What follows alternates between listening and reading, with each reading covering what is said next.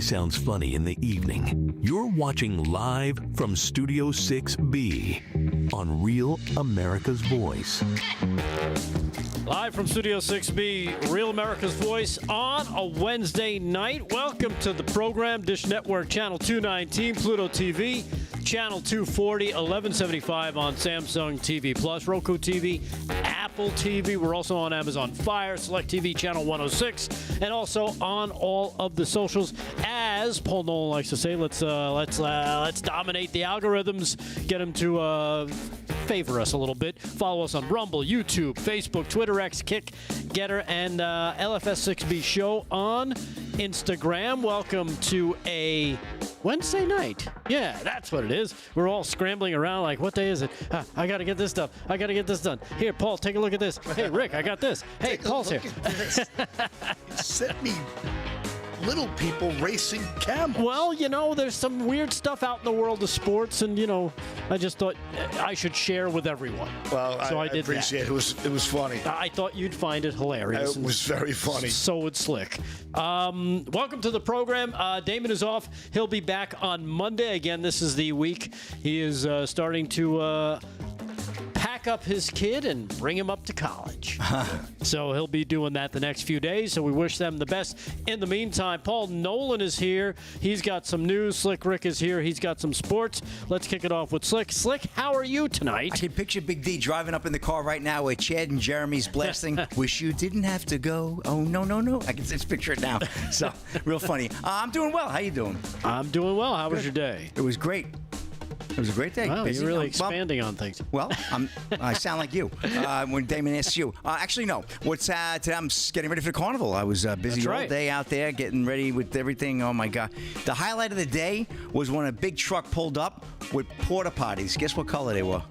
Purple. They were all purple. Really? I had nothing to do with it. They all thought I had the hook in there, but nope. So that was a royal flush, I have to say.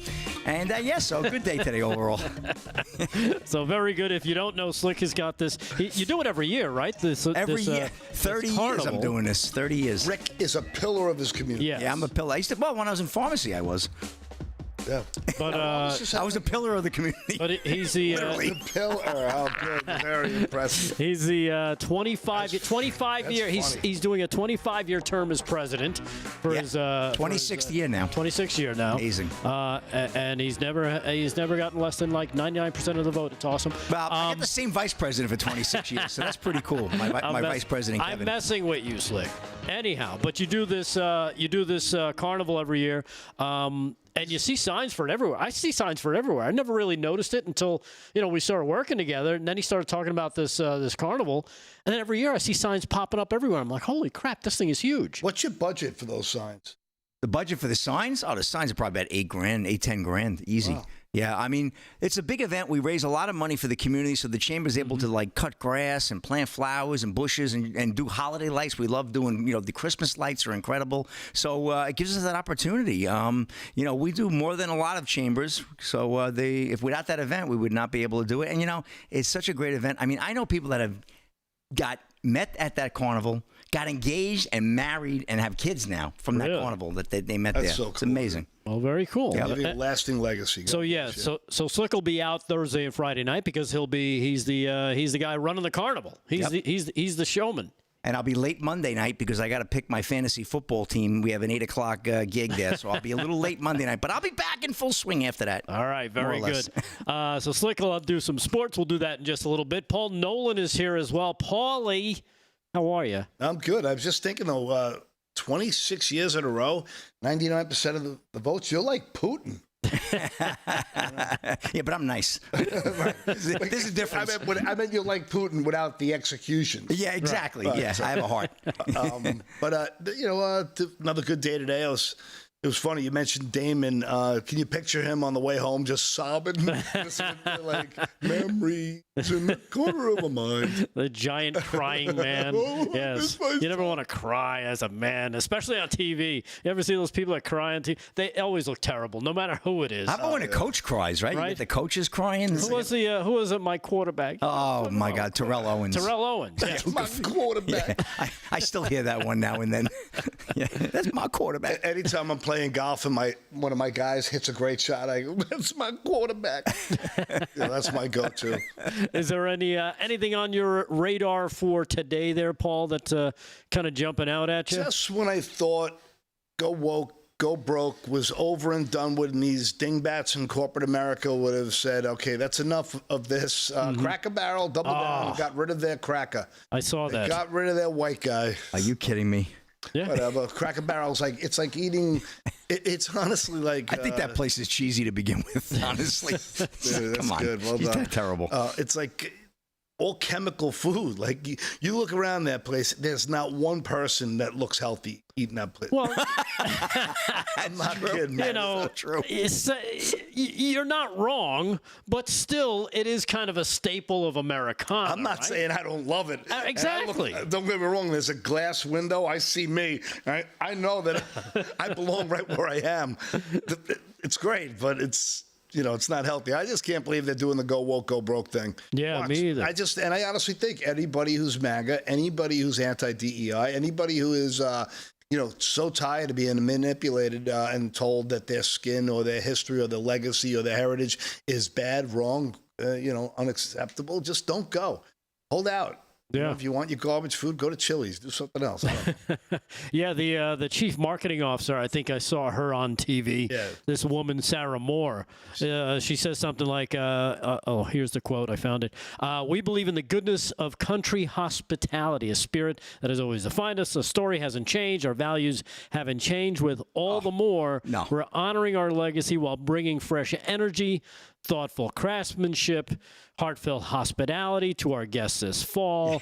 And then they debut this nothing logo. It's just the two words on a yellow background. It's Perfect. like, all right. Anticipating What happened 40% there? reduction in business too. Yeah. Great. Yeah. Wonderful. It's amazing. And then I saw some of the pictures on the inside, and a lot of they took away a lot of the nostalgia.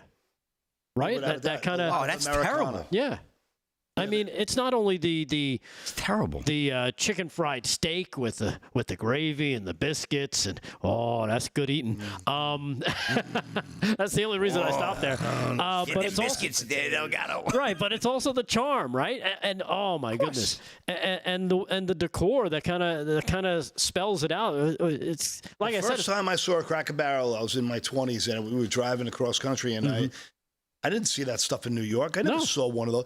And we saw it, and I saw all the beautiful rocking chairs, and I'm like, oh, this must be a really cool mom and pop shop. I have no idea that it was such a corporate machine. And, it was Americana. So, and again, like I think it's going to blow up in their face, because if you saw the CEO, that woman who's talking, anybody who lets a liberal woman run their company is just doomed for failure. It just seems that way, right? Without a doubt. She's, typical Karen. She was the head of a sorority. She talked about everybody behind their back. She's just, you can see, she's just that person. Yeah. And it's unfortunate because, again, a lot of people, you said it yourself, you're driving past, you see, oh, wow, that looks like a nice mom and pop shop. And that's the kind of feel you expect when you go in. And the servers that I've always, encountered at the various ones I've stopped at across the country have always been great. Awesome. The food was always great. Always great. Yeah. I mean, you need a nap after it, but it's great. But, it looks like it's losing something. It looks like it's lost something. They painted the walls white. I'm not feeling the new look. So we'll see what happens. They are getting a bunch of negative feedback now that you mention it with the redesign.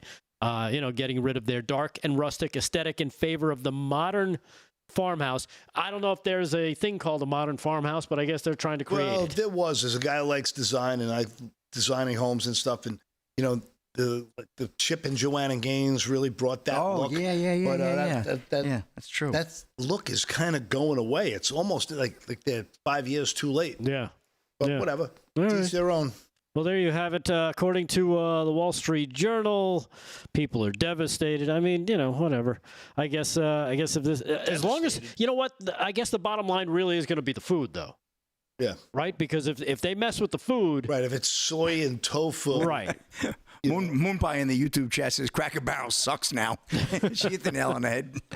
So we'll see if they mess with the food, because I know the sticky buns were huge. You know, they come out with The what? With the sticky buns. You know, they come out with the thing with the buns in it. Everybody grab it because it drips down your fingers as you try to eat them. It's good stuff, right? Where do you get those in the bathroom? Oh, man. So that's what. So yeah. So I guess we saw that happening today. Anything else grab your attention? Well, no, I just, I guess, the backlash for, Trump's failure, according to the leftist media.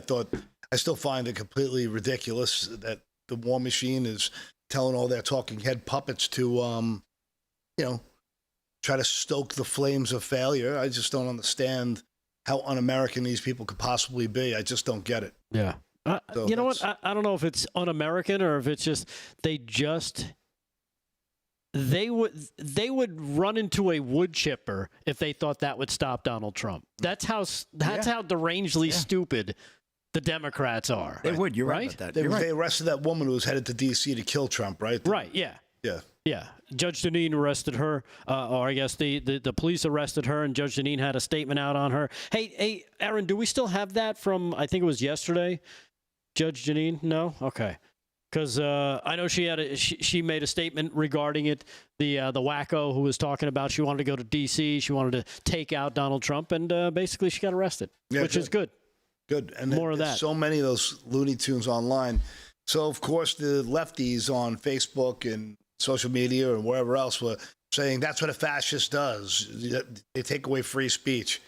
Sort of weird. There's the thing about killing a president that's kind of frowned upon. Yeah. I don't know if you've caught that. Yeah. Wow. But we, what we do have? We have Mayor Wu, that wacko out of Boston. Who? Yeah, Wu. Exactly. Yeah. Good one. So we got that. We got Stephen Miller, who's always a pleasure to listen to. He's one of President Trump's one of his people in his administration who's got something to say about, because I guess him and J.D. Vance and Pete Hegseth went down into D.C. today and confronted some of the wacko liberals. Yeah. The white liberals that hate black people and want them all to die. Yeah. So they get there and they want more violence. So they confronted them about that. We've got a bunch of stuff. Tulsi Gabbard at it again. Yep. Tulsi's cruising 40%. We'll talk about that. And, and Donald Trump's approval rating after his recent negotiations are up to 54 or 55%. Wow. Yeah. So we've got a lot to get through on a Wednesday night. All we need you is to join us. Join us in the chat. We'll jump in there. Facebook, Twitter, YouTube, Rumble, Rumblers, Getter chat. We're going to jump in there, say hello on a Wednesday night. Just hang with us. We'll do some sports. We'll do some news. We'll do it all throughout the Wednesday night. Thank you for joining us live from Studio 6B. Real America's Voice. Stay there.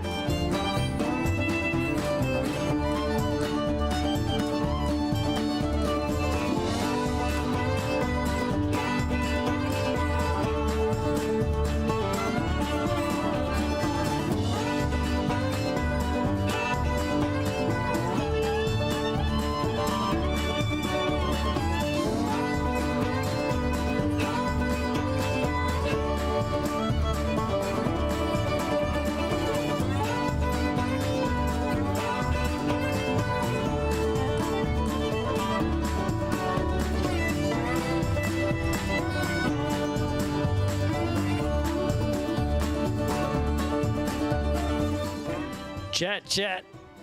Live in the chat. We're also on radio, so we got to mention that. 103.9. Come on. Give me a face. Come on. LI News Radio. What's up, Lorraine D? What's happening? We got New Jersey girl in the house. Roadkill.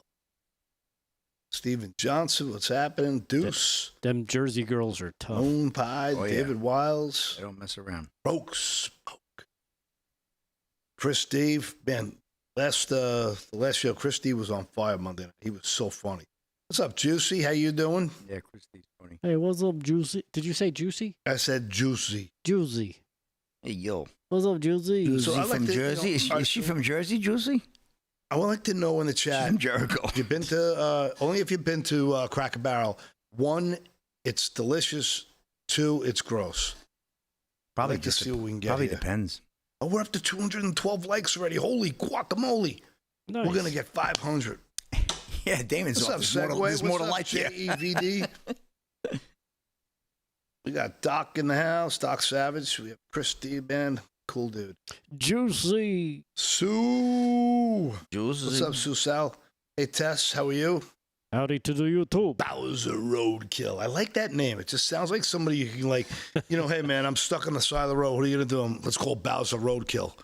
He just sounds like the kind of guy who'll get it done. Okay, here we go. The twos are pouring in. Oh, Jill's doesn't care. We're so sorry you don't care. I don't care. You cared enough to write. Didn't we invade Syria or something today, the U.S.? Did we do something? Did you see that on Fox? Syria? Yeah. There was something earlier today. They have a fantastic chicken fried steak. didn't see No that? idea. U.S. raid in Cohen, Syria yeah, kills senior ISIS officials. Oh, okay, cool. What's up, Missed it. Michael That was at Sand? 4 o'clock. Mike AZ. You might want to look into that. It looks pretty I didn't Sorry, see it Woodrow. pop across anything. Well, it came through Fox. David so- Wiles. I don't think it's fake news.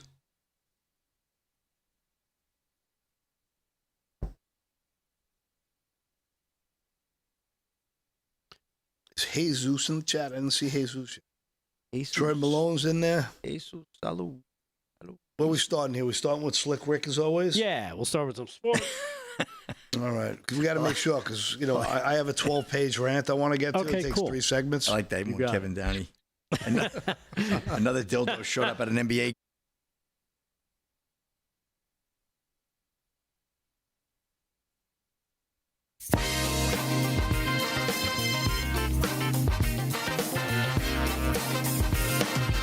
Live from Studio 6B, Real America's Voice on a Wednesday night. Paul Nolan is here. We'll do some news with him in just a little bit, but let's get the festivities kicked off with Slick Rick and Slick Rick Sports. Brought to you by Mike Lindell's MyPillow. You can go to MyPillow.com. Use our code LFS6B at checkout. Save yourself a ton of money on some great stuff at Mike Lindell's MyPillow.com. Again, our code LFS6B. Slick, what's going on in sports, my friend? Well, the pennant races are starting to heat up a little bit now. A lot of wild card races going on. Mets and Reds going at it. So I want to get to the scoreboard. We're going to keep that tight and keep it going every night now. Marlins 4-2 over the Cardinals, top of the 6th inning. Nationals 5-1 over the Mets, top of the 6th there. Mets really need that win to stay with Cincinnati. Braves 1-0 over the White Sox, top of the 5th. Bottom 3rd, Yankees blanking the Rays 1-0 down in Tampa. Athletics 1-0 over the Twins, mid 3rd. Top of the 2nd, Royals lead the Rangers 3-1. No score, Brewers and Cubs, end of 1. Finals from earlier today. We got a few in the books. Pirates nip the Blue Jays 2-1. Phillies pound the Mariners 11-2. Tigers topple the Astros 7-2. Diamondbacks edge the Guardians 3-2 there. 8:40. Rockies and Dodgers getting it on in Colorado. And the Reds visit the Angels out in Anaheim at the Big A. 9:38 p.m. first pitch there. And at 9:40, the nightcap is the Giants in San Diego to take on the Padres. And also, U.S. Open got underway today. I'll get to that in the next segment, though, because I want to run this story with Tommy Tuberville. Tommy Tuberville blasts NFL Vikings over male cheerleaders. What the hell are you doing, he asks. One of Todd Houston's Breitbart. Leave it to Tommy, right? Alabama Republican Senator Tommy Tuberville is taking aim at the NFL over the Minnesota Vikings' recent announcement that it has added 2 men to its cheerleading squad. The Vikings have suffered a backlash after last week's announcement that they have added 2 men to their cheer squad, Blaze Sheik and Louis Kahn. I do say Kahn. The team has especially taken heat for posting videos showing the pair performing effeminate dance routines, which we already showed a few of them on TV. But speaking to Outkick's Hot Mic podcast, Senator Tuberville said he is perplexed by the Vikings' new cheerleaders and hopes it is not going to be a trend in the NFL. I would like to ask the ownership of the NFL and the commissioner, what the hell are you doing, Tuberville said. If you're going to be woke and you're going to try to, take the men out of men's sports is what they're doing, then you're going to have a huge problem. At the end of the day, I hope to God it doesn't come south to Atlanta or to Texas or to Dallas or to some of our other NFL teams, because you'll lose it. I mean, people will actually quit buying tickets and going, the former Auburn Tigers head coach said. This is the narrative they're trying to push out. This is just a couple of people being men cheerleaders. It's about pushing a narrative that you want to put gender into sports and let everybody know that we are trying to show that, hey, we're going to take the masculinity out of it a little bit, and that's not going to happen in the South, he added.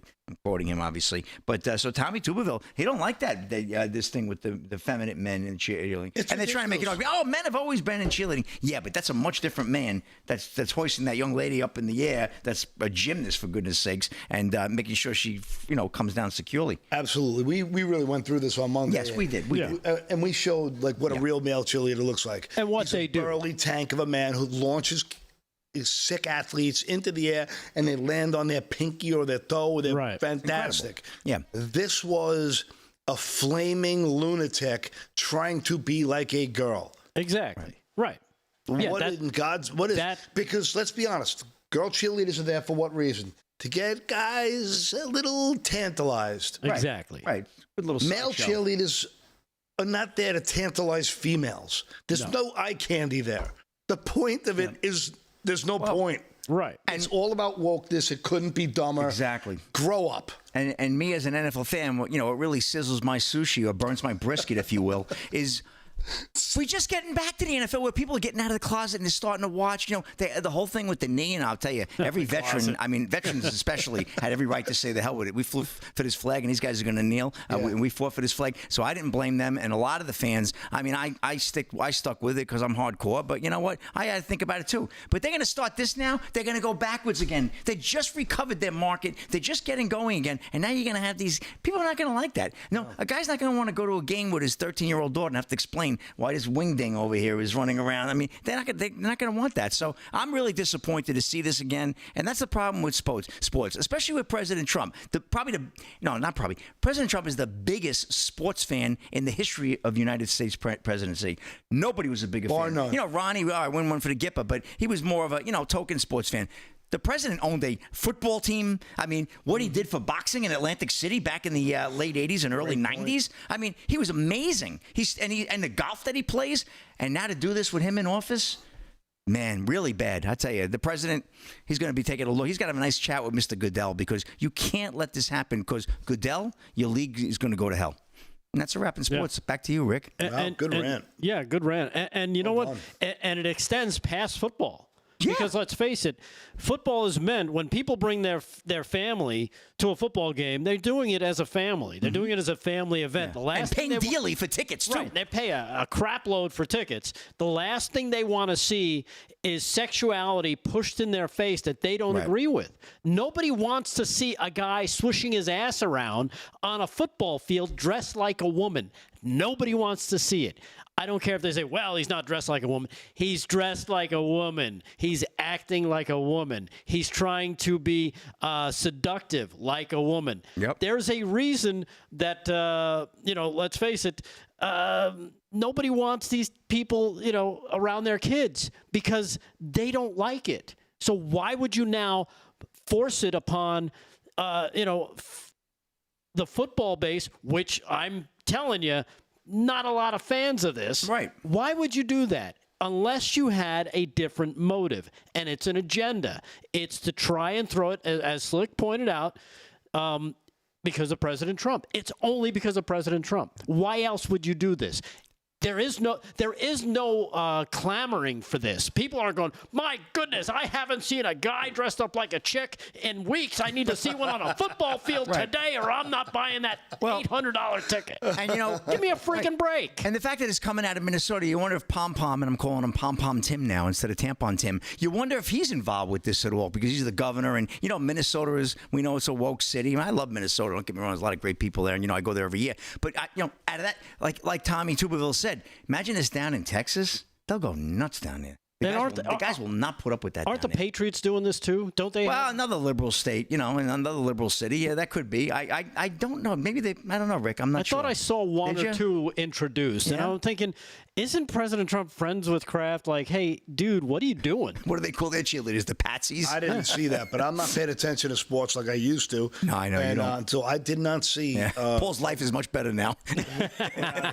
Once I get politics out of it, I'll be even better. Yes. But I would be shocked to see if Kraft did that. because he is like kind of an old school. Yeah, guy. he's kind of a Trump guy too, right? I think. But if you're going to do a male cheerleader, let it be like one of those college jocks who's a great sick athlete. They're not interested in that, Paul. You're right, but they're not interested in that. There's a statement being made here. That's what it is. Without a doubt. It's the woke brigade just telling you what to think, what's real, trying to normalize everything.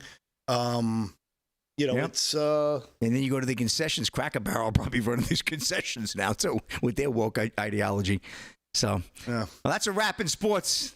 Yeah, an extended wrap. Wow, it's been like sports report. It's good to hear you. Thank you. I really enjoy hearing you kind of, go down the rabbit hole, so to speak, because you're dead right on it. It's just anti-everything. It's anti-everything. You're right. Not even just anti-American. It's anti-everything. Right. It's like, can't you just keep things separate? Oh, come on. Didn't you learn from Budweiser? Right. Come on. There's a time, and as they say, there's a time and place for everything. Right. That's neither the time nor the place on a football field on a Sunday.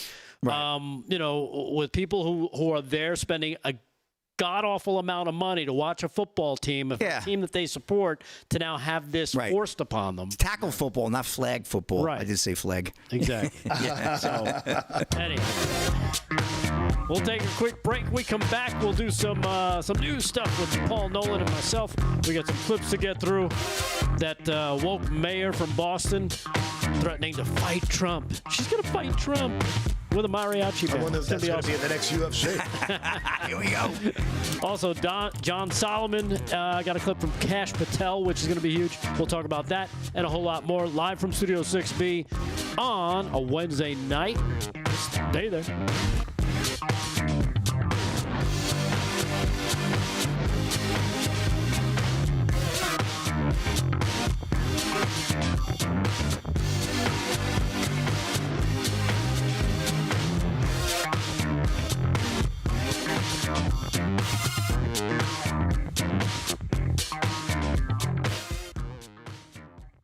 I might call for a pay-per-view event at Big D's house. Chat live in the chat. What do we got going on?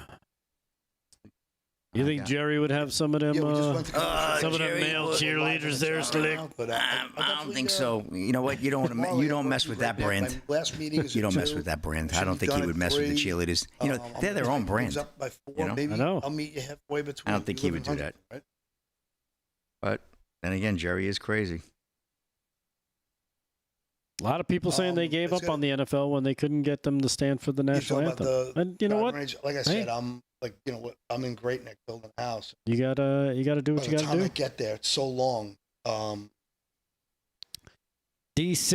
meant halfway to. D-Cinch RG said we had male cheerleaders in my day. Most were buff gymnasts, all power moves, base of the pyramid, flipping and catching the female cheerleaders. Yeah, that's exactly what they usually do. Right. So if you want, just think a spot between. We'll it's crazy. 4:30 would be great. Only because great googly. Ordinary passenger. Del Hicks from South Carolina checking in. Multitasking here. Where's our friends here? Bringing his kid to college. John D 6307 DG13. And mom is. Thank you, Jeffrey Koenig. He said fantastic segment. Thank you, Jeffrey. I appreciate that. Yeah. In the YouTube. Yeah. So 100%. C Clam 60 says screw the NFL. Well, this is what's going to happen.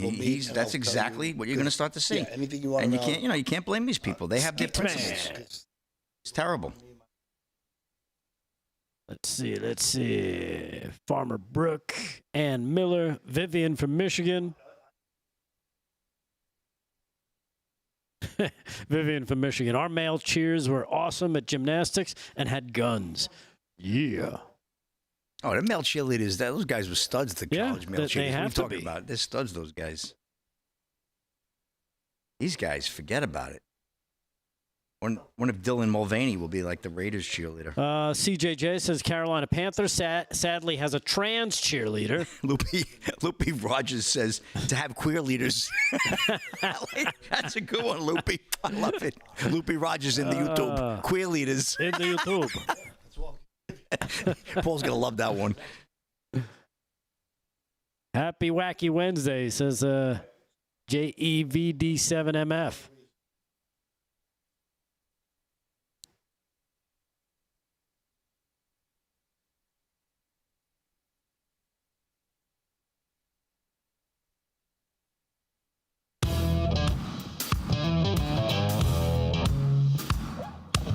live from Studio 6B, Real America's Voice on a Wednesday night. Also, listening to us live if you're in the New York, Long Island Radio Network area of 103.9 LI News Radio. You can also go to linewsradio.com and check us out there as well.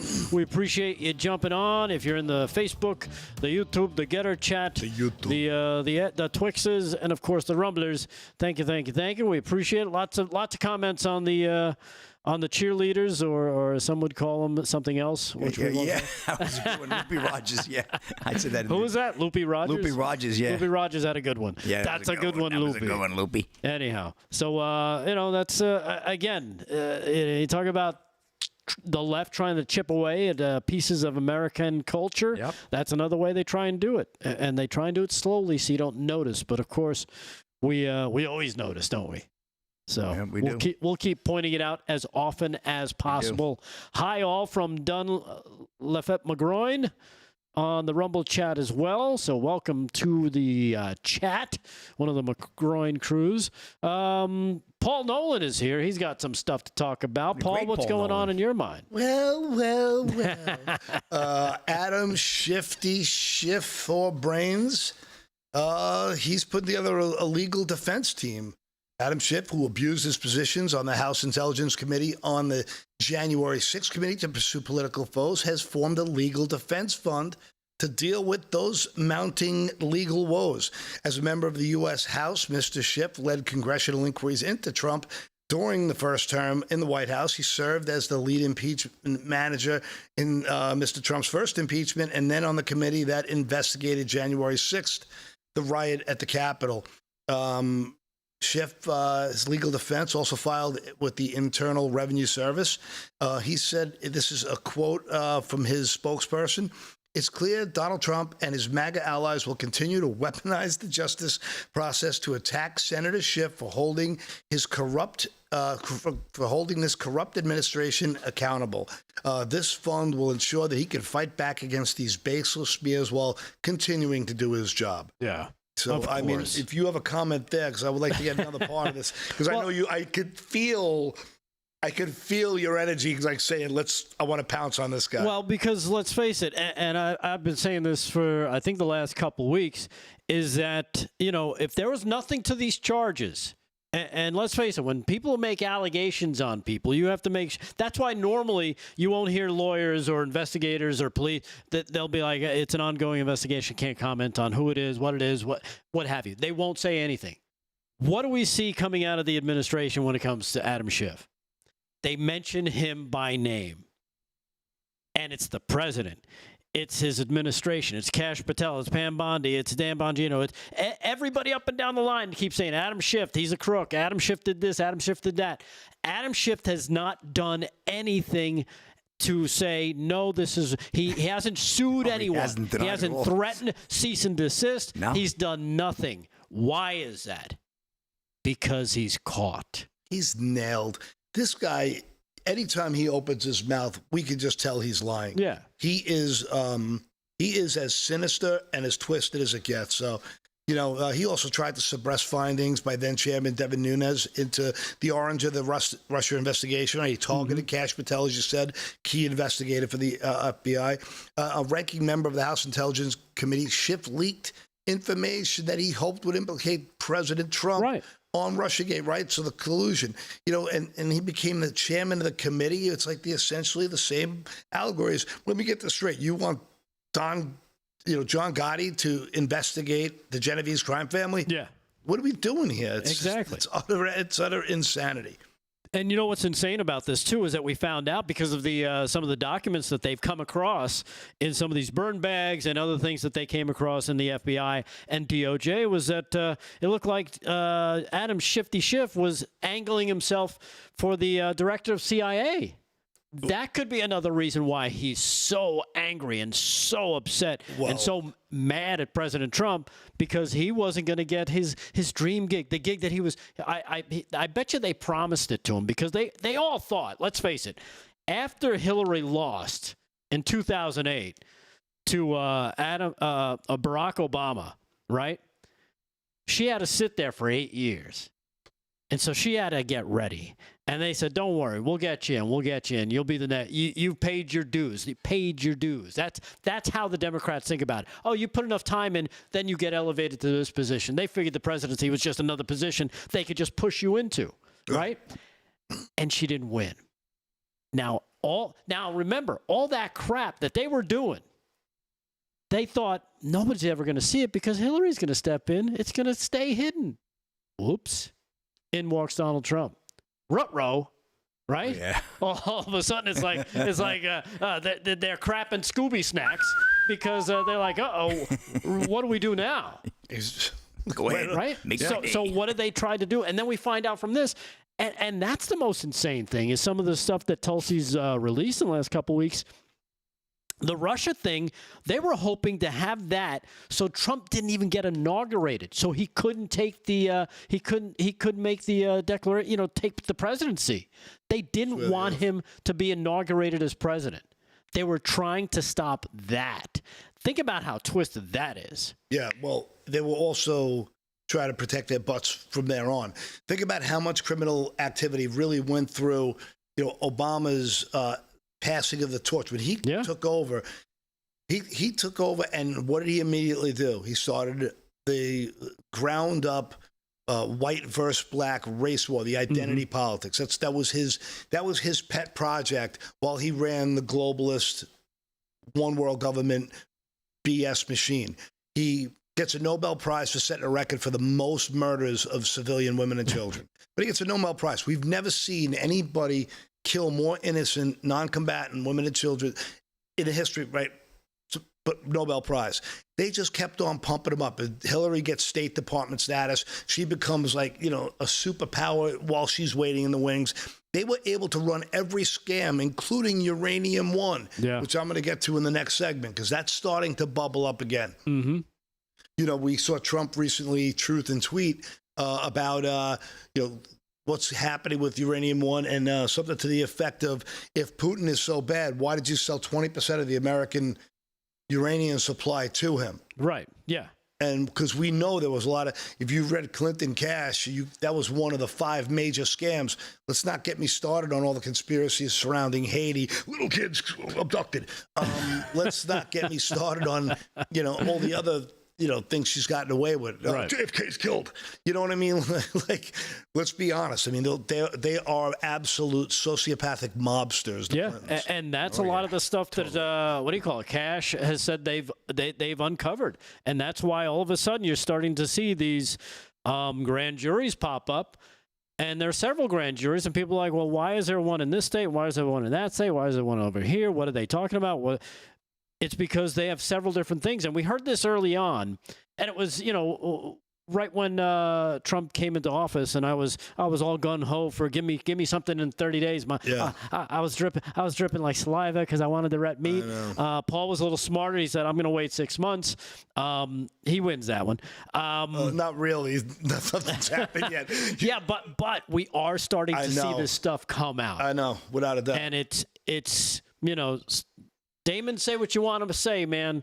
I didn't think we'd even get this far months ago, right? Yeah. It didn't seem like any of this was going to come out, and now it's starting to. And what do we talk about? Some of the theories that were possible when he dismissed the Epstein stuff. And one of the things we discussed was this honeypot and this treasure trove of leverage. Why would he just turn it over so easily? Why would not use it? And we also talked about how many endless paths to deeper, longer investigations that we're going to see come out, and they're all connected and interwoven, especially when you see these IRS audits of all these PACs and these NGOs. You see that's going on now as well. So now you start to unravel where all this dark money, Sadiq Khans, who are putting all kinds of sick money into the commie Mandami, and we're seeing that's this guy, scary. Same guy who basically turned London into a Sharia think tank. Yeah, Sharia City. That's the truth.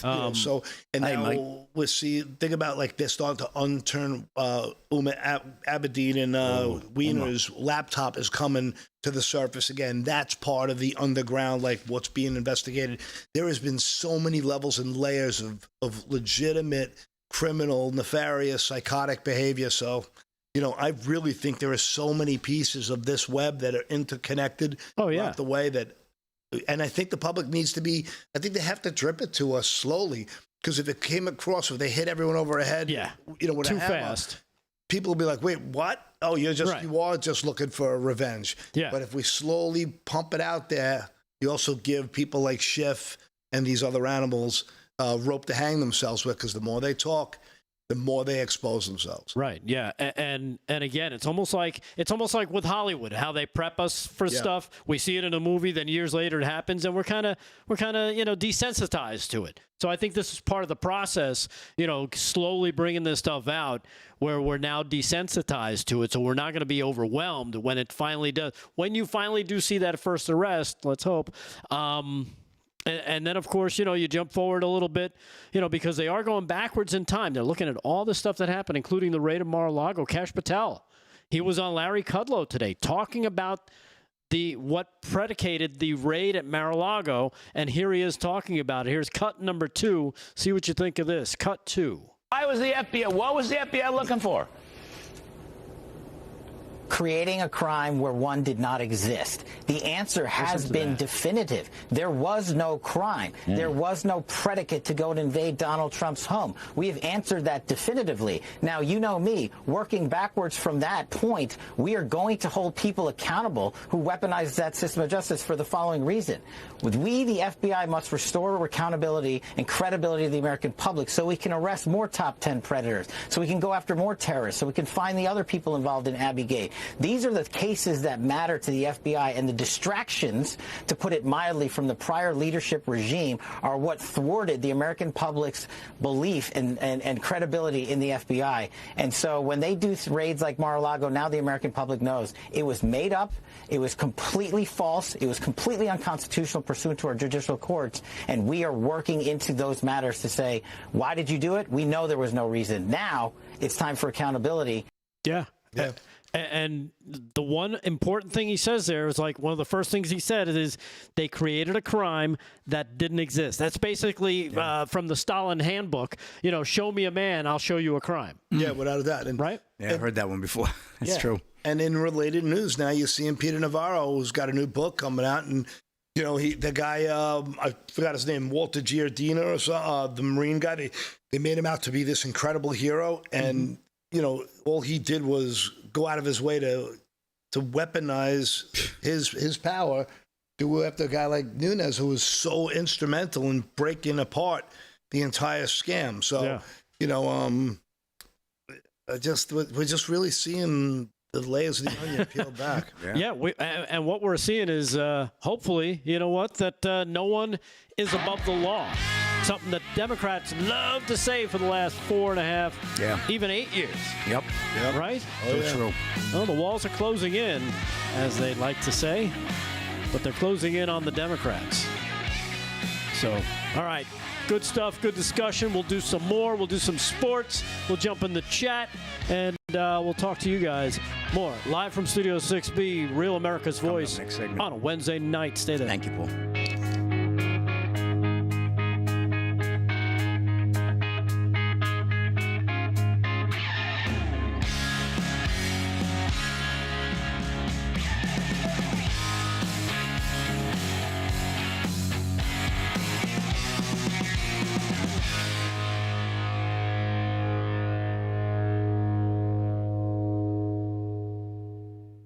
They're doing their 17th farewell tour. 17th farewell tour? Yeah, their farewell tour in 85 was great. Oh, wow. The farewell tour in 92 was even better. The farewell tour in 95, 97, 99 were all equally. Don't you love these guys? I mean, it's the biggest running joke, right? These guys. Next time I'm going to play. Even Prince you know what? That. Because sometimes these guys, they live these hard lives. They're slick. So they don't know if they're going to be around next year. That's true. So they just I can't believe David Lee Moth is still around. Yeah. God, I don't think he believes he's still around. I'm just a rigor mortis. No, I can't believe he's still. I heard he's fun, but I heard he's really not that good anymore. His voice is atrocious. Yeah. Well, he was always a talk singer. Well, right? no, He would talk his way kind of like Sinatra. But I dare I don't compare him to Sinatra. But Sinatra was like a talk singer too. Yeah. Yeah. But he was more of a talk singer. He was a great showman, but it was Right, he was a showman, more than anything. So over the top, where like the videos are like, dude, so creepy. Stop. Well, now it's creepy. Back then when it came out, it was cool because it was VH. I don't. Come on, well, stop. yeah. I mean, I love Van Halen. I'm not gonna lie. The first 2 albums, the first 4 albums, I absolutely loved. We had a great Van Halen cover band. Oh, I forget their name. They played in Holbrook last month. They did a free concert. They were these guys. And I don't know, but these guys tour all over the world. I saw a cover band called Fair Warning, and they were good. This guy looked just like him. And he had a wig on. He was like our age, but he looked good. Played well. Very great voice. And the wig looked real. I mean, it looked like a real. It looked like a real wig. Yeah, if you. Well, you can get a good rug, man.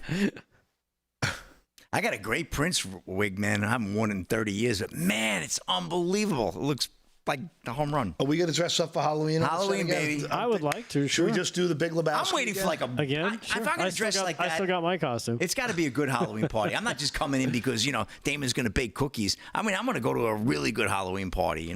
Yeah. Damon. Yeah, you say that, Slick. Damon wouldn't bake cookies. Got a minute. Aaron might. I want to say hi in the chat cookies. real quick. Aaron's mom might bake the cookies, Yeah, right? Aaron's mom will bake cookies. See? See? I know. Oh, yeah? Did you see this? Aerosmith's got their last tour now, too. It's called Just for the Money Tour. Yeah. I'm only kidding. Right. That's not true. But that's what I really hope one of these places says, yeah, we're playing just for the money. Oh, see the prices for the Eagles? Jeez. I got to see them. It's basically a cover band at this point.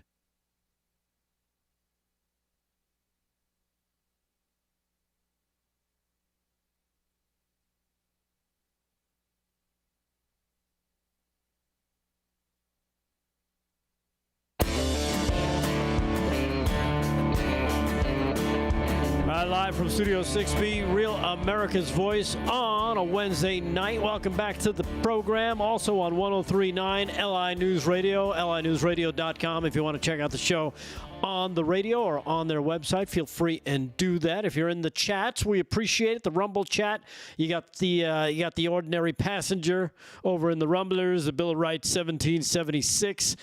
Alex Dog 69 is in there as well. And, everybody over on the Twix side, Ann Miller, Vivian from Michigan. She's a crazy-ass G-Ma. Let's see, Vanita Simmons, as well as Tumbleweed Farmers in there. And you go through the YouTubes with Moon Pie. Oh, the YouTubes with Moon Pie. And who else we got in there? Marianne Mack, Delilah Marilyn Schwoob. Yeah, Broke Spoke is in there as well. So a lot of great people. Bravo. Great chats. Definitely jump in. The Getter chat, always a good one with the Rav mods, of course, as well. Of course. Slick Rick has got some of that sports stuff he's got coming up, so let's do that. Slick Rick Sports brought to you by Mike Lindell's MyPillow. You can go to mypillow.com, use our code at checkout. That code, LFS6B. Slick, what do you got for us, my friend? Well, I got something for the boxing fans. They could use a little fun. I mean, besides the fact that who was it? They got deported the other day from the boxing world, right? It was right. Julio Chavez. Yeah, Chavez Jr. Right? got deported. He's involved with drug cartels. He was a decent boxer. He wasn't great. His father, the greatest Mexican fighter of all time. I don't think that's even in question. Julio Cesar Chavez. But we got a pretty good fight coming up now on November 14th. Jake Paul and Gervonta Davis. They're booking a match in Atlanta. This is Andreas Hale of ESPN. Two of the biggest names in boxing will clash on November 14th when Jake Paul faces Gervonta Tank Davis at State Farm Arena in Atlanta. The two sides confirmed to ESPN on Wednesday. That's like a 18,000 seat venue. The contracted weight for the fight and number of rounds is yet to be determined, and that's going to be interesting because not so much for Paul, but for Davis. The fight will be promoted by Paul's Most Valuable Promotions. Oh, you got your own promotion company now, Paul? Yeah, and nice. Streamed live globally on Netflix. Talks between both parties have been ongoing since the beginning of the year, and there were initially plans to move forward with the fight after Davis's WNBA lightweight title defense against Lamont Roach Jr. However, those plans were put on hold after Roach and Davis battled into a shocking majority draw in March. Rumors of a rematch taking place in August never came to fruition, and the two sides picked up on their earlier negotiations, finalizing a deal for the fight to happen in November. The original timeline assumed that Tank would be fighting Jake Paul after he fought Roach. Most Valuable Promotions co-founder Nakisa Berdunian told ESPN the outcome didn't necessarily change anything per se, but our timeline of waiting around to see what Davis was going to do resulted in Jake fighting Julio Cesar Chavez Jr., the aforementioned. And we know he did a job on him, obviously, and sent him back to Mexico, in fact, almost in a handbasket. But this looks like a good fight, guys. I would pay attention to this. I think it's going to bring in big money. But the key here is going to be this. Paul's tipping the scales at 199.4 pounds for his fight with Chavez at cruiserweight, and Davis weighing 133.8 pounds. So how are we going to get these guys to meet, and I mean meet, in the middle? That's going to be very interesting, right? Super middleweight? I don't know if Jake Paul can get down to super middleweight, or even light heavy is like 180. I mean, Gervonta Davis has to bulk up, right? I mean, that's like Mike Tyson fighting Estelle. It's almost like me fighting. That's almost like me fighting Damon. Not quite, but almost. Anyway, Estelle Getty, I thought was a good point. I don't know what's going to happen there. And there's another quick story, if I may, Rick. Controversial U.S.-born Chinese Olympic skier Eileen Gu involved in terrible accident in training. Gu won 2 gold medals at the 2022 Olympics in Beijing. Ryan Gatos of Fox News reporting. Eileen Gu, the American, I think it's Gu. It's G-U, Gooby Gu. The American-born skier who chose to represent China. How good doing? Ain't doing too good in the 2022 Olympics.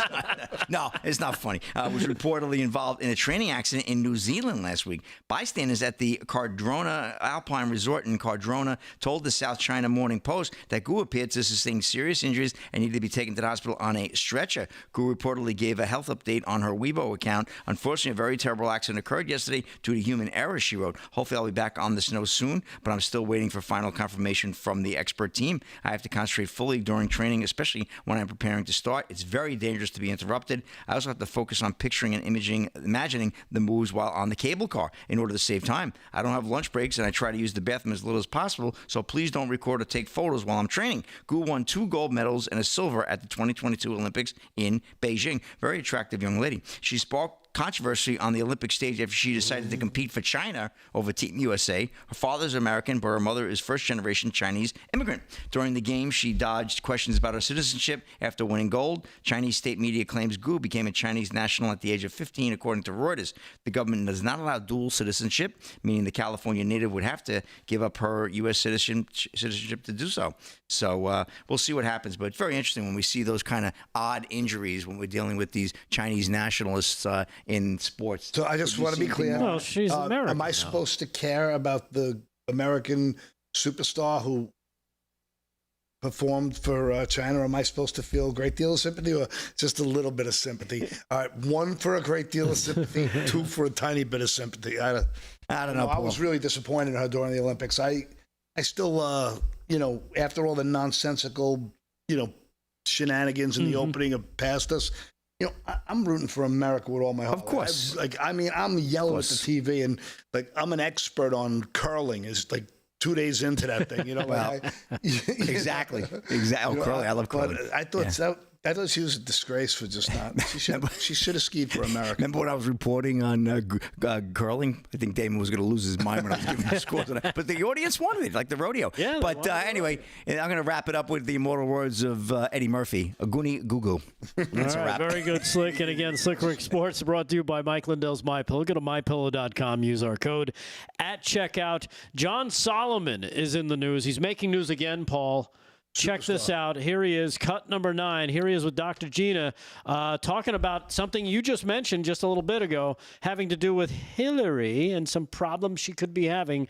Check this out, cut number 9. So can we expect more stamps of approval from former powerful Democrats in order to get them out of trouble?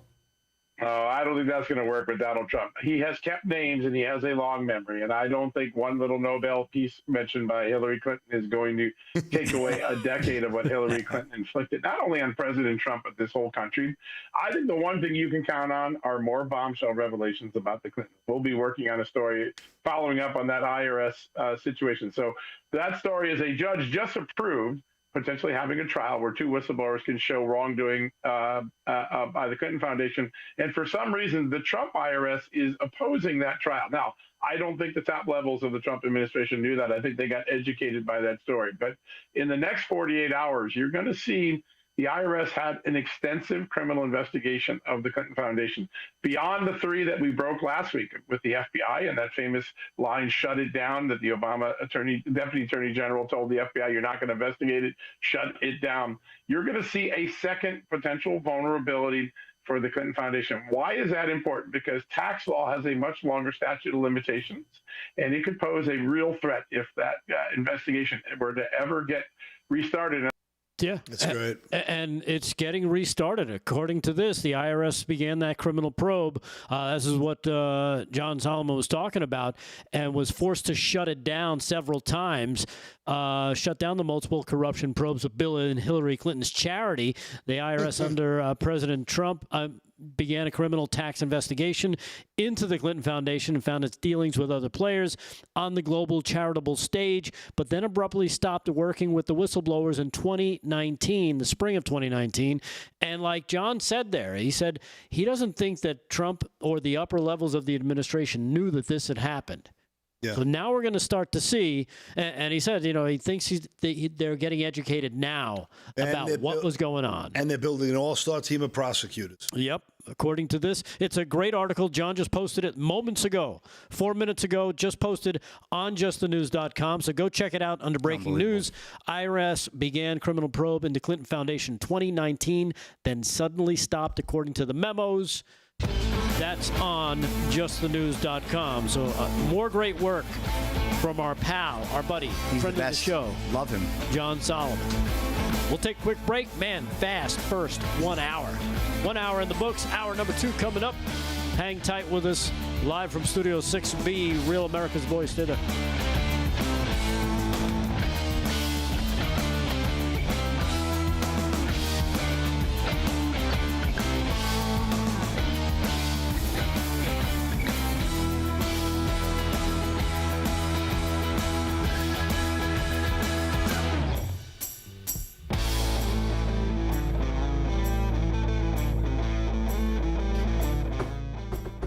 Chat, live in the chat. Like I said, go to justthenews.com if you want to read that article. There's Somebody in the chat said Van Halen played at their high school. So they got to be a California guy. Woodrow said he played in 1980. Woodrow said he lost his hearing. Couldn't hear for a week. I said that was worth every bit of it. He said he agreed. My first concert was Van Halen Fair Warning 1981. I was 13. That's old school, Paul. Yeah. That's old school. Then my second concert, Signals. And then I went on to see as many concerts as I could. Oh, I've been a concert junkie my whole life. Concerts are great. It's like a vacation for like 2 hours, 3 hours. Then I got so old, I said, I'm trying to promote. There should be like matinees. Paul went to see the Nitty Gritty Dirt Band. It really should be Sunday noon concerts. I knew a man, like, Bojangles. Oh, because we're getting old now? Yeah, it should be like, metal with Bloody Marys or something. I don't. And then I'm home by 2 on a Sunday, 2:30. Medals and mimosa. Yeah, there you go. As long as I was throwing it out, hoping you'd give me some kind of. As long as I can get medal and mimosas. Yeah, brunch is done by 1. I need a nap after the show. Moon Pie, Grand Funk Railroad. Whoa, that's a good show right there. Man, oh man. Gary S., VH Rules. They were so great. What was your first show, Delgado? Vanilla Fudge? No, your first show was Prince, right? Was, I think, Prince, yeah. What a crap. That's my amazing. First Shelley concert. said she saw Pearl Jam and Creed lately. I heard Creed was actually... Creed's excellent. That's a good band. I've never listened to him and never gave him a chance, but I love the other band that came out after him. Miles Kennedy and the... oh, my God. My brain is shot. Juicy IP. REO Speedwagon. Wow. I'm just going to keep on ribbing you. Exactly. Yeah. Seeing my first Take it on the run, country baby. show soon. I saw the Eagles last summer or 2 summers ago. Steely Dan opened up and they had the band together and it was really better than it was way better than I expected. Steely Dan is a great band. I think that's one of those things where you go to see some of these bands that have been around forever. Peg. And you're not expecting a lot, and then they still blow you away. Oh, Frampton was my first concert. What year was that? That's Show me the way. 1976 probably, or 75, 76, right? Peter Frampton live. Jeffrey Koenig.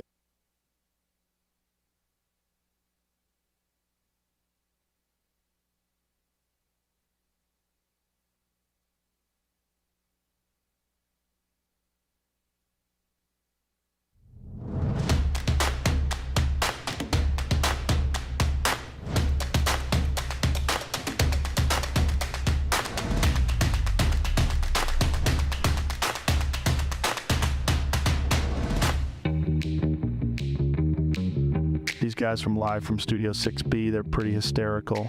Have you seen this Slick Rick guy? Live from Studio 6B, Real America's Voice on a Wednesday night. Dish Network, Channel 219, Pluto TV, 240, 1175 on Samsung TV Plus, Roku TV, Apple TV, Amazon Fire Plus TV, Select TV, Channel 106. Also follow us on all of the social media platforms that you can: Rumble, YouTube, Facebook, Twitter, X, Kick, Getter, and the chatterbaiters over on Getter. Still the biggest group we have. Instagram, it's LFS6B Show if you're going to follow us there. And then, of course, if you're listening in your car, that means you're tuned into 103.9 LI News Radio. Thank you for joining us. If you do listen to LI News Radio, of course, you might know a gentleman named Kevin Downey Jr. He's got a radio show every morning, 9 a.m. to 11 a.m. Eastern Time. Yeah, he does. On 103.9. He's going to be joining us tomorrow night as well. Oh, lucky you. So we'll have KDJ in studio joining us as well. So he'll be doing the morning and the night. He'll be pulling double duty on the 103.9 LI News Radio. Tonight, though, we've got Slick. He's got some sports. Paul Nolan and I are doing some news. We're checking in to see what's going on in the world. Let's face it, there is so much going on.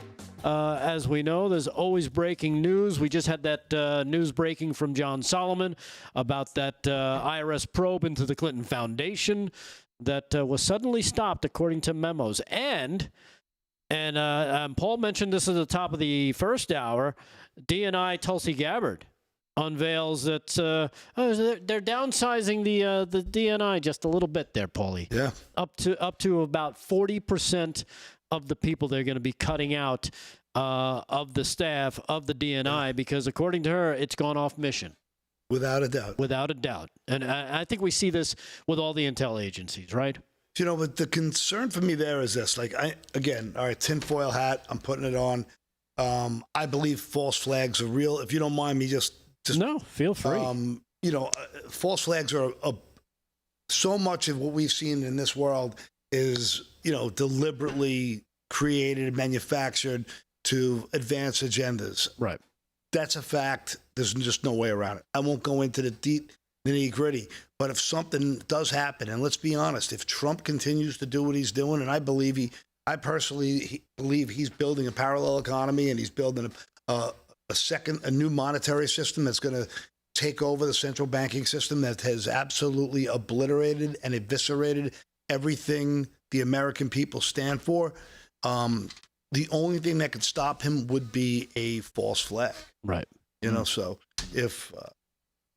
what? I probably 8 years ago, I'd say I'd agree with you because we did have a false flag that kind of interrupted his first term, which was the Russia hoax. And then another one with COVID. But these days, I think everybody can see right through it. But to me, this concerns me in terms of it's like the greatest precursor to saying, oh, she rolled back intelligentsia. That would have saved this. It's their fault. It's self-inflicted. It just seems to me like it's the perfect groundwork for, a negative PR stunt. Or I just feel like I'm concerned. I want downsizing of government. Right. But I just, my tinfoil hat buzzes a little bit. Right. No, I understand, and it makes perfect sense. According to Just the News here, the current plan is going to cut 40% of the ODNI workforce and save taxpayers about $700 million a year, refocusing the agency on its core mission.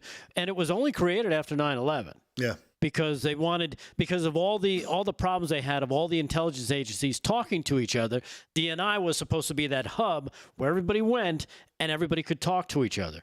It's gotten off that mission. She wants to refocus it. So hopefully, according to this, it's become rife with bloated and inefficiencies, and the intelligence community is rife with the abuse of power, unauthorized leaks of classified intelligence, and politicized weaponization of intelligence. So hopefully, by clearing out these 40%, that's a good first step in trying to put this agency back to where it's supposed to be doing.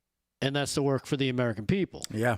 Yeah, exactly. I agree. So, I was kind of ranting today, and, I'm trying to stay off the social media thing, but I kind of got into it with someone, and I was trying to explain to a friend, if you don't mind, if you let me indulge in this. I kind of wrote something. I go, right now, America is not left versus right like we think it is on the surface. It's really corporation versus constitution. So I was trying to explain to him the deep state is really a corporation of banks, big oil, big energy, big pharma, big ag, big chemical, and they all own the mainstream media. Americans have been fighting, for over 100 years to kind of stop and reject these takeovers, if you will. From the people like the Rockefellers and the things they got away with, and the Harrimans and the way they got away with kind of owning all the rail stations, and they got away with a lot throughout the way they snuffed out hemp, which was, a great way for them to protect the pharmaceuticals and protect big oil. So the deep state's like voodoo or their sorcery is because they have intelligentsia globally, and they're constantly meeting, and they're constantly putting out the agendas and the messages they want. And they have endless resources for their propaganda machinery. Every time people unite, a new drama, distraction, false flag comes along. The strength of all of us is we the people. Because anytime we the people start to get stronger, you see the Tea Party unite, what do? They divide it, they split it in pieces. Because we are the host, and the deep state are the parasite.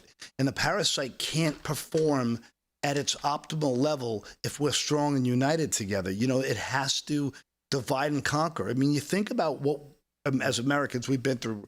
We were the first nation ever to be fully dope sick. But all were loaded up on pharmaceuticals like no nation has ever seen. Right?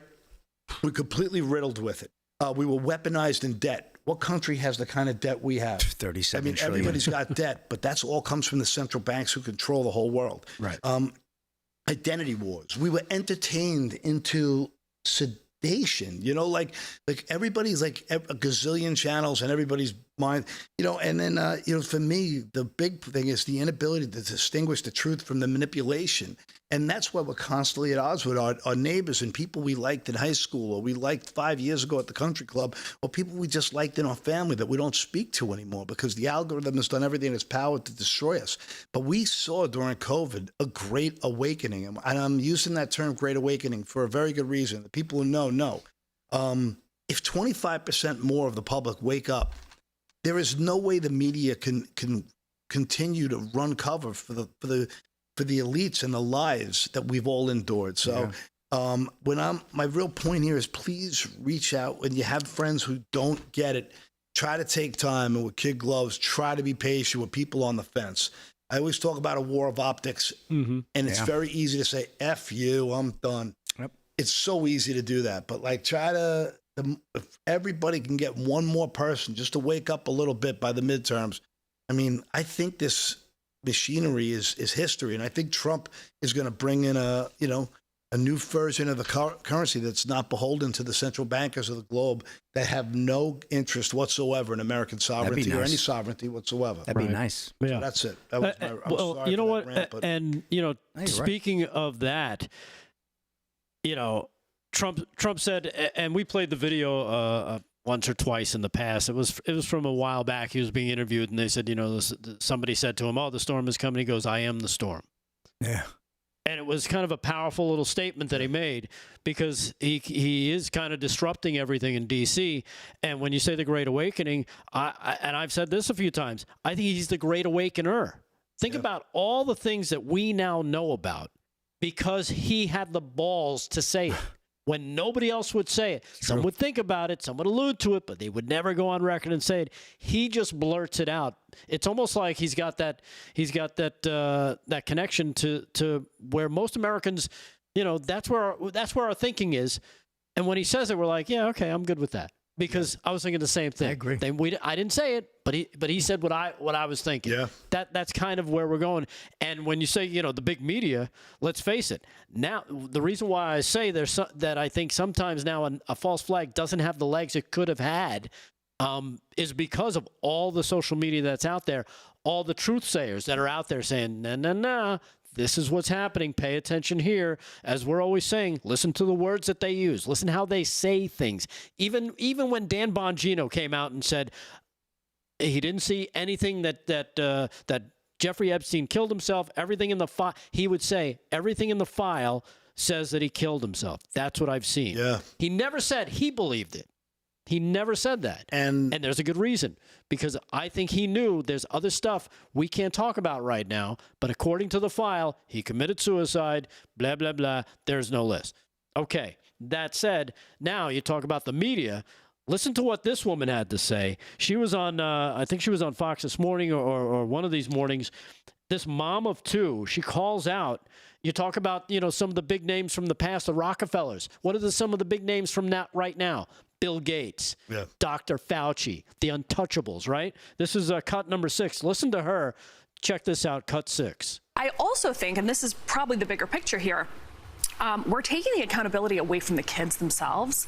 And the problem with society in general is that there's no accountability at all. I mean, we have people like Eric Adams, who was indicted, and the indictment was entirely dropped. We have, Bill Gates and Anthony Fauci, crimes against humanity, still walking the streets. So if we are not holding the people in power accountable for their wrongdoing, why are we feigning accountability with the children? Yeah, and it's amazing to see those 3 Fox hosts just sit there.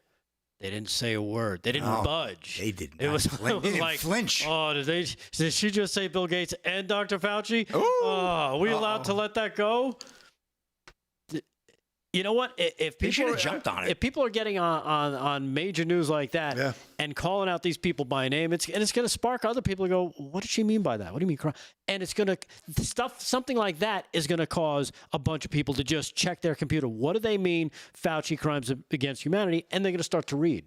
Without a doubt, like you saw, I don't know if you guys, one of the stories that was running through the media, we know how Mockingbirds itself, like the local ABC channel, they went on the street and they were asking about the new rules about there won't be mRNA vaccines for children or COVID vaccines for children, grade school level. And, they were like, the whole thing was like this trying to be objective attack on RFK Jr., which is laughable at this point. To anyone to act like that vaccine was good for you is fully psychotic, especially since we know what, the kidneys that were attacked, the livers, people's liver was lungs attacked. too. Lungs were attacked. Yeah. I mean, and the fact that you were lied to. Oh, you're not going to get it. Oh, you won't spread it. We know that's a lie. We know both of those things were a huge lie. Oh, it just stays in the where they put it in. That was a lie. Yeah. So we see all, and of course they needed 75 years of hiding the effects. So you wouldn't see what happened while you were still alive, right? Yep. So true. Anyhow, that's why I think a false flag these days is going to have a lot tougher time. Let's hope that's the case. Yeah. And we can power through it. All right, good discussion there, my friend Paul. Yeah, cover the patch. Turn the other way. This is weird. Okay, good. We'll take a quick break. We'll take a quick break. Is that a We'll do some nicotine sports patch? with Slick Rick. Alopecia. I think he's got the latest from the shave your own head Olympics. That's it. Coming up. I got all the buzz. Live from Studio 6B, Real America's Voice. Stay there.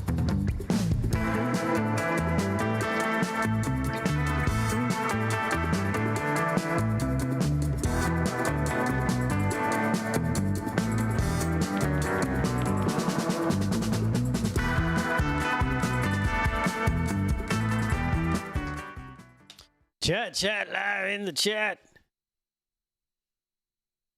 Slick news. Yes, Aaron, I knows. There's only one, though. Boy, I caught some of the things, and some of the people saw some great concerts in this chat. Oh, and my by the God. way, thank you. We're at 417 likes. We're going to easily break the 500 mark. If everyone just says, what the heck? Some of the concerts in this chat are off the chains. Oh, my Saw God. Van Halen and the Rolling Stones. Nolan, I mean, it had to Troy, be 2 that's different funny. shows. But Who said I had alopecia? Someone said that the other day. That's funny. Yeah. No. I don't know what I was Did you thinking. patch things up with your barber? Hair club for men, Paulie. That's funny. Premu. Yes. I know. What do we got? We got Philip Patrick. Oh, really? Oh, okay. Oh, he's great. I love him. He's fantastic. I would love to. Plus, he has an English accent, so he sounds he way sounds better much than all smarter of than us. we do. And I honestly feel like he goes out and buys a new white shirt for every interview. He does. Yeah. Or he only wears it for the 10 minutes he's on and then puts it back. How about Daniel Smith in the YouTube chat? Did any of you guys get the jab? Daniel Smith. Well, I didn't get the jab. Daniel Smith. Daniel Smith, that would be a big N-O. It's a big no. That's a big no for, I think, the entire show. Yeah. Paul, go to your ball. I think Vin said he had to get it because he was traveling. Vin had to get the shot. The shot. But yeah, I think my wife was in the same position. It was just, it's terrible. Terrible. Nobody should have to take that crap. They can't do that again. No. Fit the jeans. Where we meeting? We'll go Dutch, though. Michelle Couture wants to know, did Philip Patrick get the new doorknob? I think there was a doorknob that was missing. They don't miss a thing. No, Boy, this audience don't miss a thing, Paul. Let me tell you something. I had 2 nose hairs 3 weeks ago. Somebody heard about it. I was in the bathroom going like this in between then breaks. Yep. Oh, my God. My neighbor died of turbo cancer. He got the shot to see Roger Waters of Pink Floyd. Yikes. There's so many jokes there, but not enough time. No. That sucks. I can't believe how many people still think that thing wasn't what killed people. Of course it. Leaving grandparents alone to suffer. Mm-hmm. Psychotic.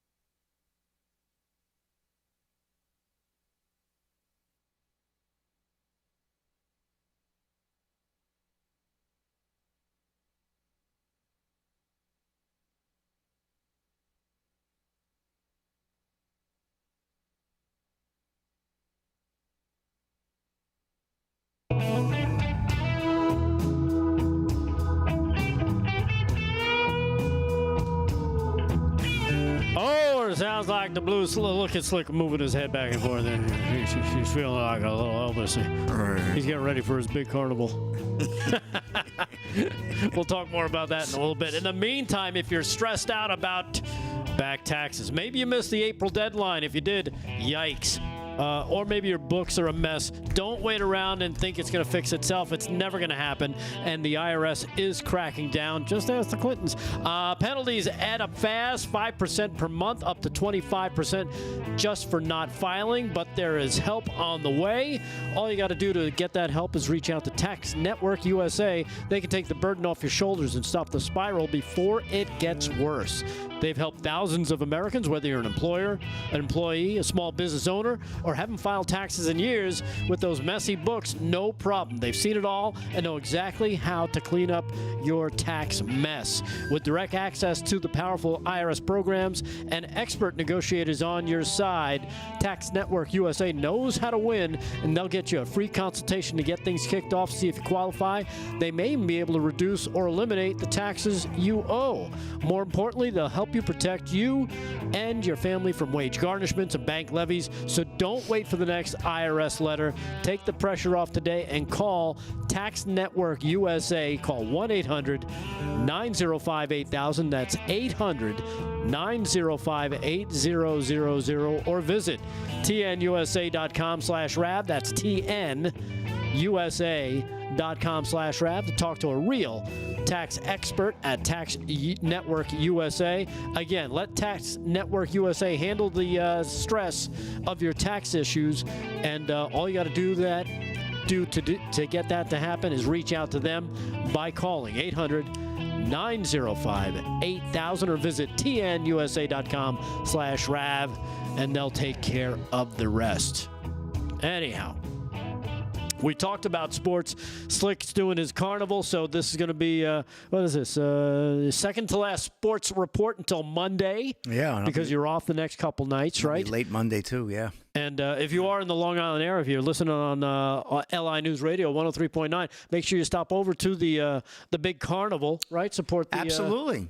Where is it happening again? It's right in Holbrook on Patchogue Holbrook Road, right at exit 61, the LIE, beautiful Holbrook Country Club. We're going to have a 4-day event. It's going to be great. And on Saturday night, we do a world-class fireworks show, 13-minute, 12-minute show. Incredible. Good time. Yeah. A lot of fun. Live music. Is there going to be a dunk tank? It's funny. Somebody asked me yesterday if he could bring a dunk tank, and I said, no. Really? They're going to want to put me in it. Come on. Next year, Delgado, you'll be the guy in there. All right, cool. I would have done it, too. Yeah, All right. Believe me, there would have been plenty of people. Guys would have been lined up with sledgehammers from 3 feet out. Damon would have even showed up. All right, speaking of Slick and some sports, let's do it now. Slick Rick Sports brought to you by Mike Lindell's MyPillow. Go to MyPillow.com. Use our code LFS6B at checkout. Slickness, what do you got?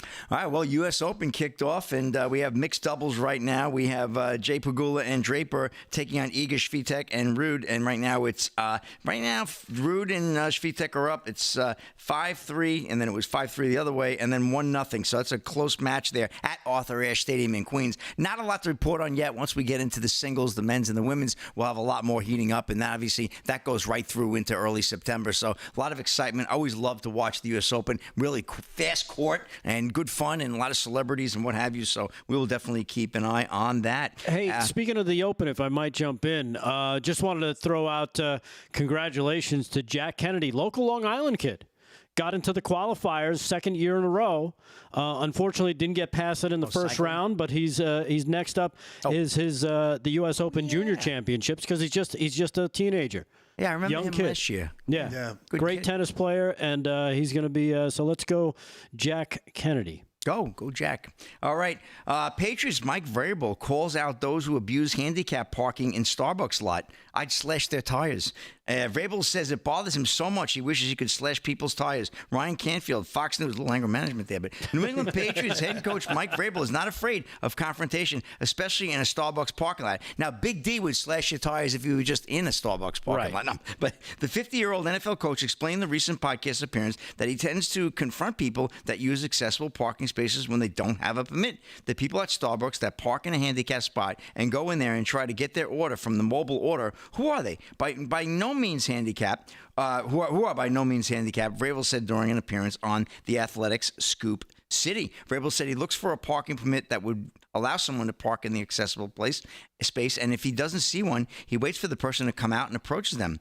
When I didn't have a job, I had nothing else to do, Vrabel said. I could see it for 15 minutes, wait for this person to come out and actually see if they are handicapped. I say things like, why did you park here? One person will be like, I'm with DoorDash. I'm like, I don't care. That's not acceptable. Vrabel said, and there's the mom that's going to yoga, and she's rushing because she hates she's late. And I'm like, this is ridiculous. The former Tennessee Titans coach admitted he accosts people and even wishes he could slash their tires. I'd slash their tires. That's how much it bothers me. The Athletics' Diana Rossini suggested using a boot as punishment, and Vrabel was all for it. I would boot their car like a mobile boot that said, I parked in a handicap spot, and I'm not handicapped, Vrabel said. So interesting take on that. I think we all feel that way. I've certainly seen that as well. People, I'd walk on my knees 3 miles before I did something like that. That's absolutely insane, totally disrespectful. So 100%. Just wanted to get that story in. And just real quick, I didn't get the story last night, but PGA Tour is returning to Trump National Doral for the 2026 Miami Championship. Warren Todd Houston and Breitbart reported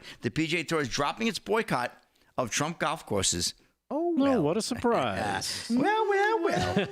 And now it's set to hold its $20 million championship in Miami. The RAV Open is still pending. They're not sure if they're going to have that at Trump Doral, but we shall see. So wanted to get that in. Well, we never boycotted. Yeah. We were just never invited. Exactly. Well, they were just afraid me and Damon would beat their butts. That could be. Yeah, that's the reason. That's got to be it, right? Yes. And that's a wrap in sports. Mr. Delgado, back to you. All right. Thank you, Slick. And again, Slick Rick Sports brought to you by Mike Lindell's MyPillow. Go to MyPillow.com. Use our code LFS6B at checkout. Hey, Paul, I don't know if you saw this, but a Republican C-SPAN caller yesterday called out President Joe Biden for not doing squat when it came to Russia-Ukraine, confronting, I guess, the C-SPAN host regarding all the negative attention he's been trying to draw to President Trump meeting with Vladimir Putin. Here it is, cut number 1, C-SPAN caller giving Trump an A+, cut 1. Check it out. When it comes to Russia-Ukraine, what rates of the A+ then specifically? He got involved. He's at least doing something. Look at the leaders he brought over from Europe yesterday, and look at how they praised him for what he's doing. Joe Biden did nothing. He went on the beach and fell asleep. He was just throwing money at this thing. He wasn't doing anything. to try to end this war. And Trump doesn't like to see people die, contrary to what all the Democrats that call in here every day and say, that he's a Nazi, a fascist. This guy is trying to make peace around the world, and he's doing it. And people better just start waking up that he's going to be known as the greatest president of all time. Yeah, so there you have it, a Pennsylvania Republican calling it. Well, I'd like to have seen that jackass's reaction there, because it looked like he wanted to cry because tears were welling up. Right. Well, because that's their agenda. It flies in the face of their agenda that, he's getting things done that not that they couldn't do it, they didn't want to do it. Yeah. There's a difference. Who was the guy on CNBC who gave it to Hakeem, Timu Obama, about what's wrong with you? How the unemployment's down, inflation's down, creation is up, manufacturing's up. You watch these people, watch they're called out on real TV, and they're not getting placated through their whole interview. It's funny to really watch how the culture shift is happening. Right. Yeah, exactly. So hopefully that continues on, because let's face it, our voices need to be heard, and especially on those types of platforms. Even though they've got a dwindling audience, they do have an audience, and there are some people in there that we can reach. Yeah. And all of a sudden, like I said, it takes just that little push. They'll do a little investigating of their own and be like, hey, wait, this guy is right. Maybe they have been lying to us. All right, we'll take a quick break. When we come back, Philip Patrick is going to be joining us. You know Philip Patrick. He's got that great voice. He's from Birch Gold. We'll be talking to him next. Live from Studio 6B. Stay there.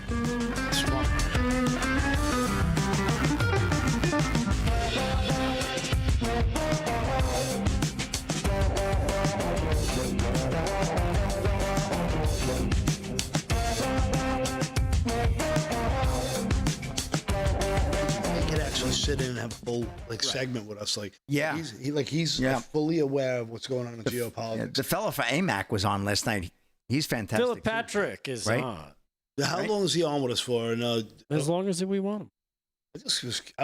I'm just curious if you could incorporate it. If he feels like eventually silver and gold have no choice but to explode past the paper BS manipulated values, I would really like to know. You can ask him that. What? You can ask him. Yeah, but it's not my. It's an interview. We're doing a show. You know what? Do I have to? I'll wait. You gonna make yourself a coffee? No, I'm gonna. I'll hold out because it's so hard for me to sleep after the show, and I got to be up. I got to be up at 6 and out of the house by 7:15.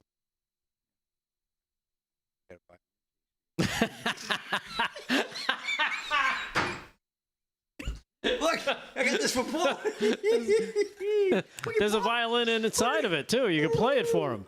Look at this, Paul. Yeah, that's funny. You played the tiniest violin in the world. Playing My Heart Bleeds for You. Mr. Nolan. Here's your viola. Give me that thing. I need to play it. I have to be up here. That's too funny. Come on, string the audience along, why don't you? I used to play when I was younger. Did you? Really? No. Hey, you're stringing me along now. My heart bleeds for you. I gotta get up early at work. Oh, Miss Oh, Miss Crabtree. I gotta get up early for work. This is cool. I know. We don't really know the whole meaning. Yeah, we don't. And we all got one, right? I think because maybe we were probably crying about something on the show. Did I get one? That's probably what it was. Yeah, I think we all got one. I don't know where they went. Yeah. That's cool. I want one. No, we didn't. We never knew. We didn't. So whoever sent them in, if you're in one of the chats, tell us why, because I don't think I don't know if there was a note with it and we lost it or something. Whoever sent in all the snacks, I want to thank you very that was Rick's buddies, right? And people Sherry sending Merrill, in right? notes. She was sent so many people sending notes to such encouragement. It means so much. Thank you. All right, 30 seconds. Here we go. Where we at? I got a violin. That was great. It finally came in handy. I don't know how that came to my head. That's it.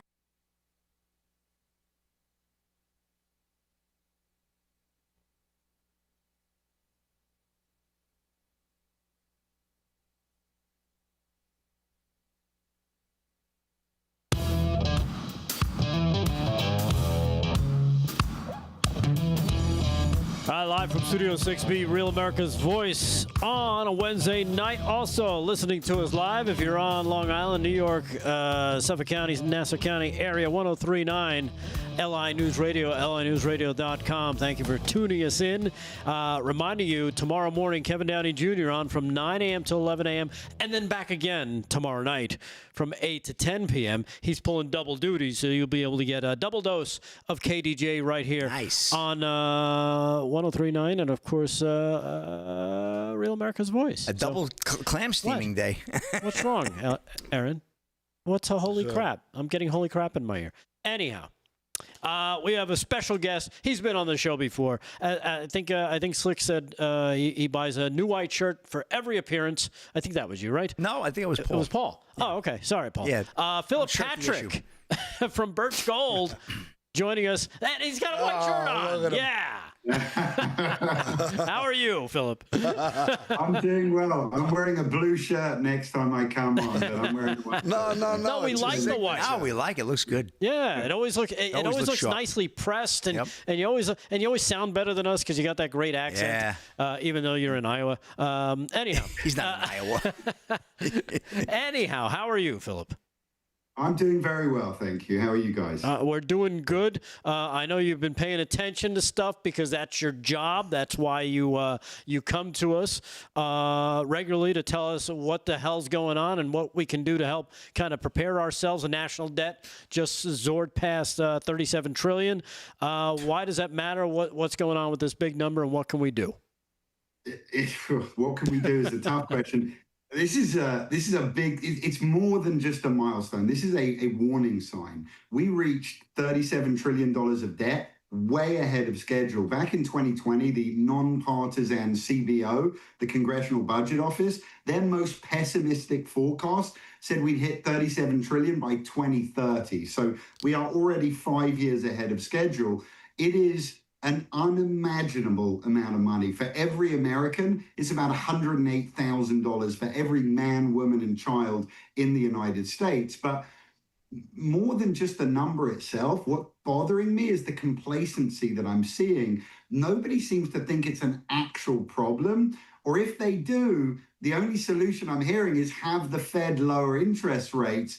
And it's problematic. This isn't just happening in the White House. It is everywhere. The national debt is the tip of the iceberg. Look at things like corporate borrowing, state and local debt, consumer debt, mortgages. It's all going through the roof. Total debt load now is over $100 trillion, including unfunded liabilities. That's more than 3 times the size of the entire economy. So it is getting bad quickly, guys. Right. But we've heard these warnings before, right? We hear it all the time. Oh, we'll deal with it down the road, blah blah blah, and it never gets dealt with. And now you're saying we're actually overperforming because we're 5 years ahead of schedule, which is probably not a good schedule to be overperforming on.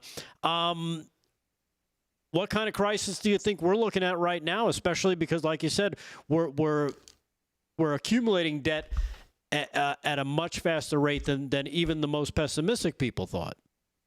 You're absolutely correct. And listen, people have been talking about debt problems forever. Thomas Jefferson was worried about the national debt in 1801.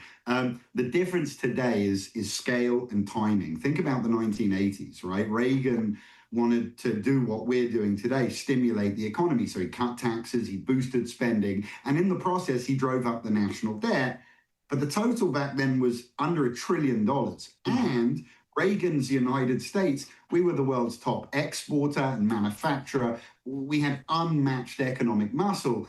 Today, President Trump's got a much tougher job. He's trying to run the same playbook with $37 trillion of debt, an import-dependent economy, and debt to GDP already north of 120%, which historically has been a level associated with major crisis.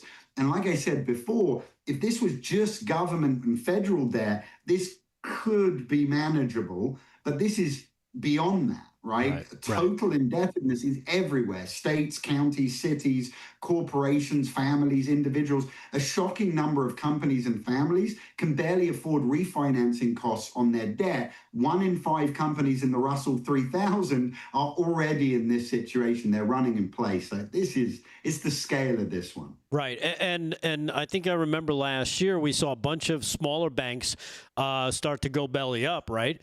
So that was kind of that kind of a warning sign that we could be looking at something like 2008. It's exactly that. And today, it's worse than it was back then. Financial institutions, so banks, have over $440 billion in unrealized losses on their balance sheet. That's the equivalent of 22 SVB-style failures. So debt is a problem throughout the economy. It's why the president's putting pressure on the Fed to lower interest rates.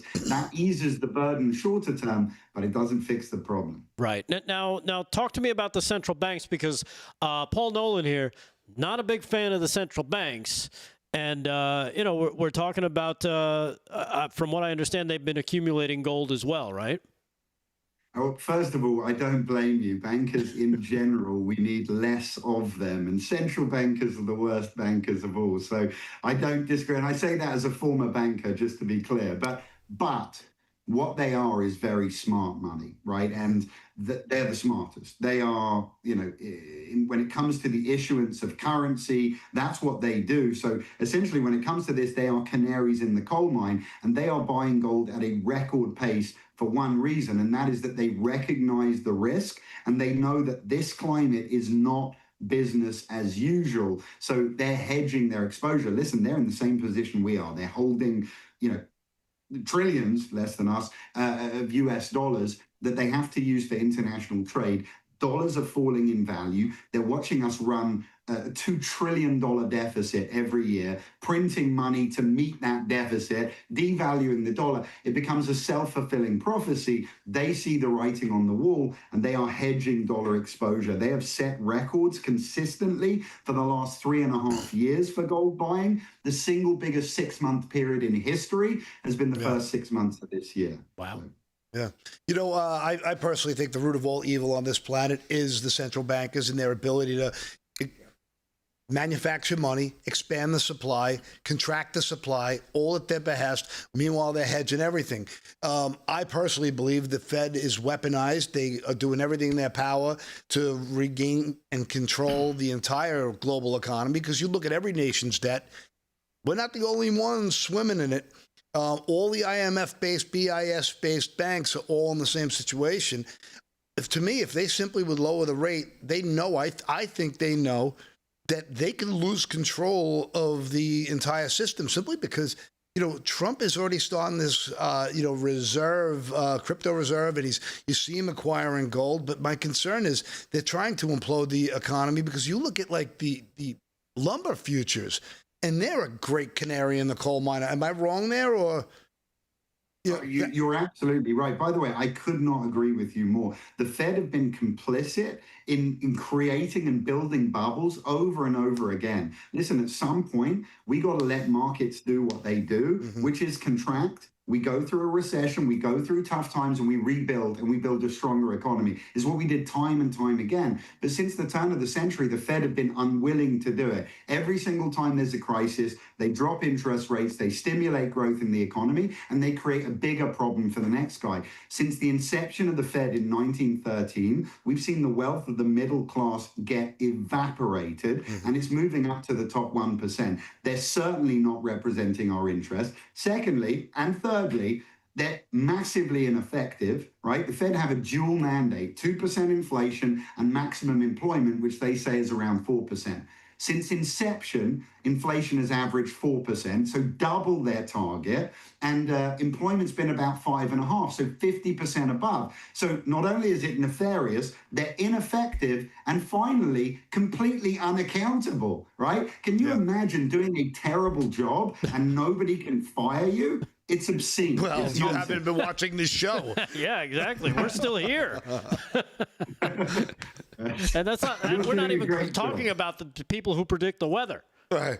So just to double down on that, to me, the gold and silver prices have to be manipulated. None of this makes sense to me.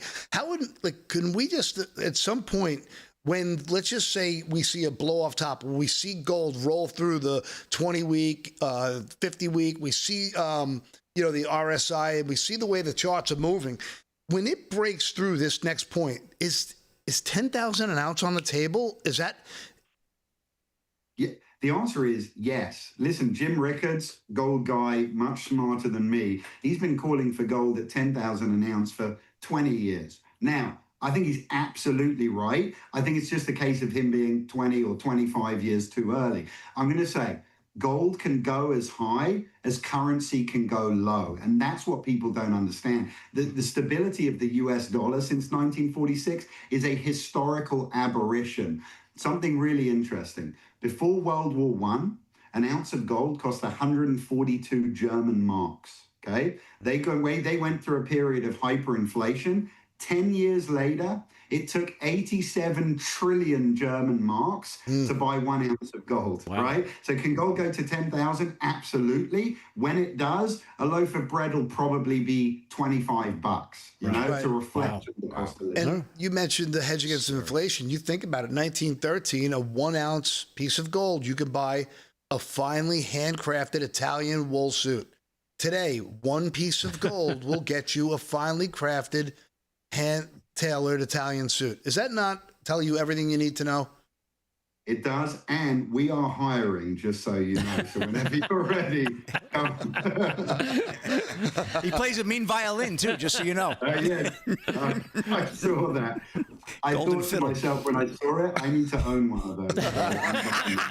We have some extra. We'll send it to you if you send us a little bit of gold. Well, I love when you're on, man. Yes, thanks for sharing your knowledge with us. Yeah, if people want to reach out to Birch Gold and get their Birch Gold kit and take advantage of what Philip Patrick's been talking about, he's a precious metals expert over there. Text America to 989898. That's America to 989898. Philip Patrick, thank you so much. We always appreciate when you come on and have fun with us, and of course, keep the white shirts coming.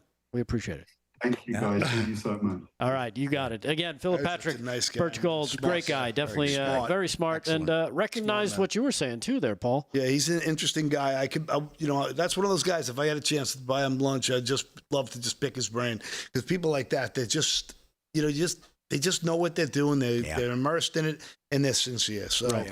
Yeah, which is great to see. And again, when you're talking about, he mentions, the debt crisis, we're looking at could be a repeat of 2008, 2009. Yeah. A lot of people lost a lot of money back then. So, not the banks, though, because we bailed them out. Right, and the banks all got bailed out. So, do what you got to do. Talk to a professional. We're not professionals here. We encourage you to talk to people who know what they're doing when it comes to protecting yourself, protecting your wealth.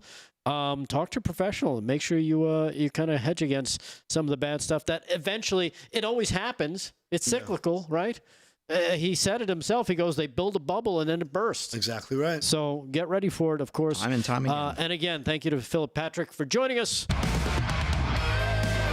on a Wednesday night. We'll take a quick break. Man, another fast hour number 2. We got our last segment coming up. We'll touch sports one more time with Slick Rick. We'll check what else is in the news, and we'll check the chats one last time. Live from Studio 6B, Real America's Voice. Stay there.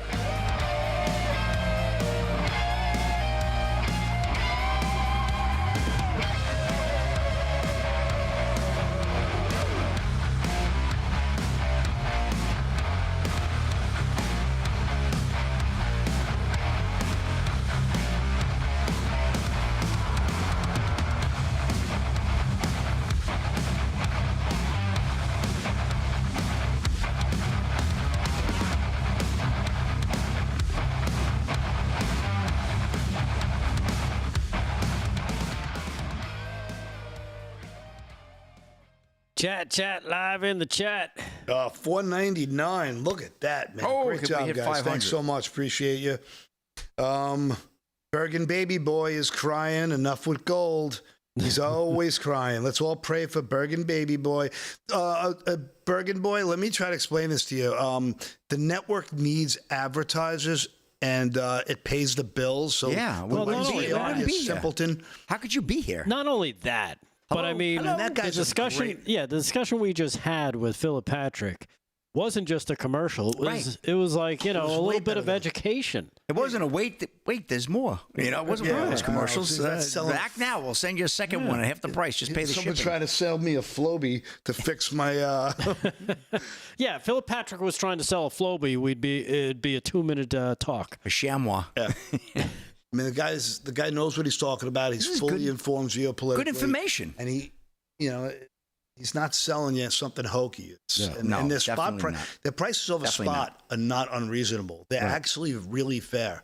Yep. So a good company, and especially if you're not an expert, you can get in there. And he's not on their streaming call now. Right? Yeah, he's not. He's not such one of a those. cat, man. He is a cool cat. So we keep letting the guy cry. Everyone pray for the crybaby. Give him a violin here. We got violins now. Buy one, get one free. Hey, Slick, did we have a super chat? Yeah, that you wanted to get to? Yeah, super chat. $5 super chat. Oh man, it's gone. Real quick, White House Molly for Maricopa County. Molly, Paul and Delgado have been reading the same info you guys are discussing. Love the show tonight. Oh, well, thank you, White House very Molly. Nice, by the way. We have some real nice people like Jeffrey Koenig in there. Just good support, man. Thanks, dude. I like Philip Patrick, too. Very intelligent. Look, thanks for the support, because this is really what's good for the network. The network can't get corporate sponsorship because the corporate structure is not going to let us talk the way we want to talk. So if you're that dim and you don't get it, just go to CNN. This is CNN.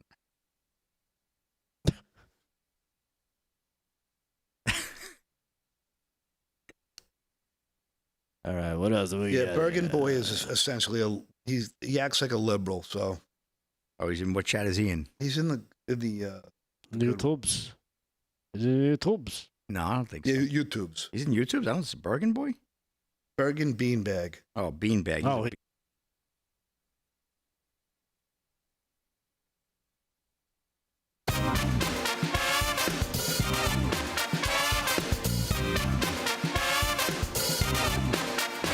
Live from Studio 6B, Real America's Voice on a Wednesday night, and also 103.9 LI News Radio, linewsradio.com. Welcome back to the program. Paul Nolan's got some more news. We'll try and get to a couple more quick things with him. Slick Rick has got sports, and, of course, I got a couple things I wanted to throw in as well. I don't know if you guys saw this. The mayor of Boston, of course, got a letter saying, "Hey, you guys got to get on board with the immigration stuff because we're coming to your town soon." And here she is talking about the letter. Here's cut number 5. Here's Mayor Wu of Boston, cut 5. Check this out. We're here again today because last week Boston received a letter from the Attorney General of the United States on official letterhead from the federal government, threatening to prosecute city officials and withhold federal funds unless we cooperate with carrying out mass deportations. Yes, and that's going to be the process moving forward to get all the illegals, that's criminals because it's illegal, out of the country there, Mayor Wu. Well, Mayor Wu, I think, is a bit of a racist, and here's why. Because when you say we're a nation of immigrants, right? And this is what the left love to tout. We're a nation of settlers. We're a nation of immigrants. But the left says we're a nation of immigrants. We welcome all immigrants, right? So what does she do? Because this is the dim-witted left. The dim-witted left seems to only think that, people that listen to this kind of music are immigrants. Cut number 4. Here is what Mayor Wu started her press conference off with. Cut 4. Everybody, hoo-hoo-ya. A little mariachi band.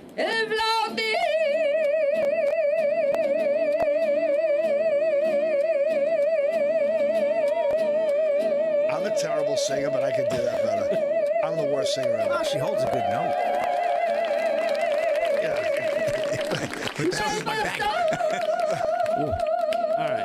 All right. Where's the La Cucaracha? That's what I was like. Oh, now, Ricky. That's a real mariachi band. That's what I'm talking about. Yeah. But what's crazy is the left. The only image that they have in their heads, because they're such racist, is Mexican. Because she could have brought out maybe, I don't know, Asian. She seems to be Chinese. Right. Those are immigrants. She could have brought out people from, I don't know, Norway. You could have brought some people out from France South that maybe Africa, immigrated. maybe. Egyptian, maybe Sudan, maybe South African, maybe Australian. You name it. There are countries all over that people come here from all over the world, want to be citizens of this country. But the only immigrants that she could think of were the ones that she probably hires because she needs her grass cut, she needs her toilets cleaned, and she needs her tacos and burritos made. Wu knows. Yeah. Yeah. So can you hear me, Mayor Wu? Yeah. Yeah. That's what it should have been. Cultural appropriation. Unbelievable. The Wu-Tang Clan would have been.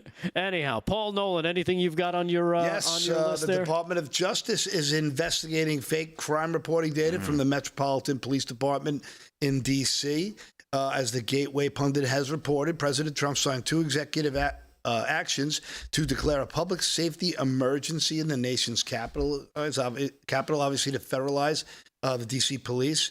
But leftists and Democratic city leaders have repeatedly pointed to the fraudulent data that falsely claim D.C. is safe and livable.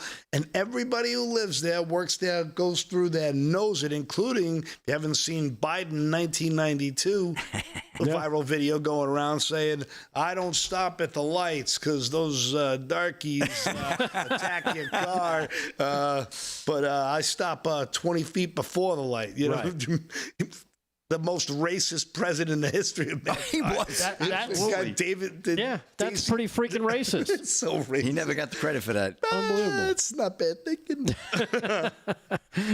So, oh, man. I don't know if you want to get to sports now. Let's do some more clips. I know you had a bunch of clips, so let's do some sports with Slick Rick. One more pass through the what do you call it? The scoreboard. The scoreboard. Major League We'll Baseball. do that. We'll see what else he's got. Slick Rick Sports, brought to you by Mike Lindell's MyPillow. Go to mypillow.com. Use our code LFS6B when you're checking it out.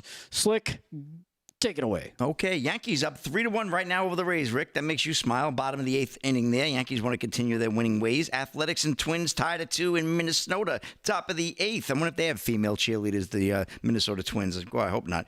Rangers and Royals right now tied at 3, middle of the 7th. Bottom 6, the Cubbies over the Brewers 3-2. Rockies blanking the Dodgers 5-zip, end of 4. No score, Reds and Angels. Bottom of the 1st inning there. Also bottom 1st, Giants and Padres. Well, no score. Earlier today, I gave you the scores. Pirates over the Blue Jays. Phillies down the Mariners. Tigers toppled the Astros. Diamondbacks nipped the Guardians. The Marlins 6-2 over the Cards. And the Nats beat the Mets 5-4 there. All right, I get to I got to go out with a bang, Rick. I want to do a rodeo. The Horse Heaven Roundup. Can't miss the rodeo. Kennewick, Washington. We got a good one going on. Just kicked off. Going on through the 23rd. Long one. Bareback riding. First round leaders. We got a tie. Cole Franks on Calgary Stampedes. Exceptional with an X margarita. Nothing like an exceptional margarita. And Western Timberman on Bridell Pro Rodeo's Scarlet Pearl. Steer Wrestling, 2nd round. Rowdy Parrot. I love Rowdy Parrot. I live with 6 of them, so how could I not love Rowdy Parrot? Rowdy Parrot clocking in at 3.2 seconds. And that's a hell of a time. And that's no joke either. Team Roping. Believe me, you hear them scream. 2nd round leaders. We got Nelson Wyatt and Jonathan Torres. 4 seconds flat. Saddle Bronc. We got Q Taylor. 87.5 points on Calgary Stampede's Equal Money. We were talking about earlier. There's no equal money there. Tie down roping, 2nd round. Jake Pratt, 8.3 seconds. Barrel racing, 1st round leader is Andrea Busby, 17.15 tenths. Good time there. And bull riding, 1st round goes to Bryce Jensen, 88 points on Corey and Lang Rodeo's redo. And violin playing, Paul Nolan coming in at 3 seconds flat and with a straight string. There you go. Stock contracted there. Stampede Calgary. And Rick, I'm going to throw it back to you. That's a wrap in sports. All right, very good. And again, sports brought to you by Mike Lindell's MyPillow. Go to mypillow.com. Use our code LFS6B at checkout. Last thing I had here for you boys is one of my favorite speakers from the Trump administration, Stephen Miller. Not only him, but J.D. Vance and Defense Secretary Pete Hegseth took some time out today to head down into D.C. They went down to Union Station to greet the members of the National Guard. And here is Stephen Miller, what he had to say when he was down there dealing with the wacko liberals, the 3 or 4 wacko whiteys that showed up. Cut number 3. Check this out. All these demonstrators that you've seen out here in recent days, all of these elderly white hippies, they're not part of the city and never have been. And by the way, most of the citizens who live in Washington, D.C. are black. This is not a city that has had any safety for its black citizens for generations. And President Trump is the one who is fixing that with the support of the Metropolitan Police Department, the support of the National Guard, and our federal law enforcement officers. So we're going to ignore these stupid white hippies that all need to go home and take a nap because they're all over 90 years old, and we're going to get back to the business of protecting the American people and the citizens of Washington, D.C. Yeah, so there you have it, Stephen Miller. Confronting basically the stupid white hippies, as he calls them. And he's right, because they're morons. And it's funny because of all the people protesting, they don't seem to be like any of them seem to be black people that live in D.C. Right. They're all out-of-town white liberal wackos. And you see all the viral videos of black people saying, thank goodness, help us out. This is a disaster. But that doesn't make the news. Yeah, exactly. So we appreciate that, and we appreciate you guys. Thank you for watching. As always, a great Wednesday night show.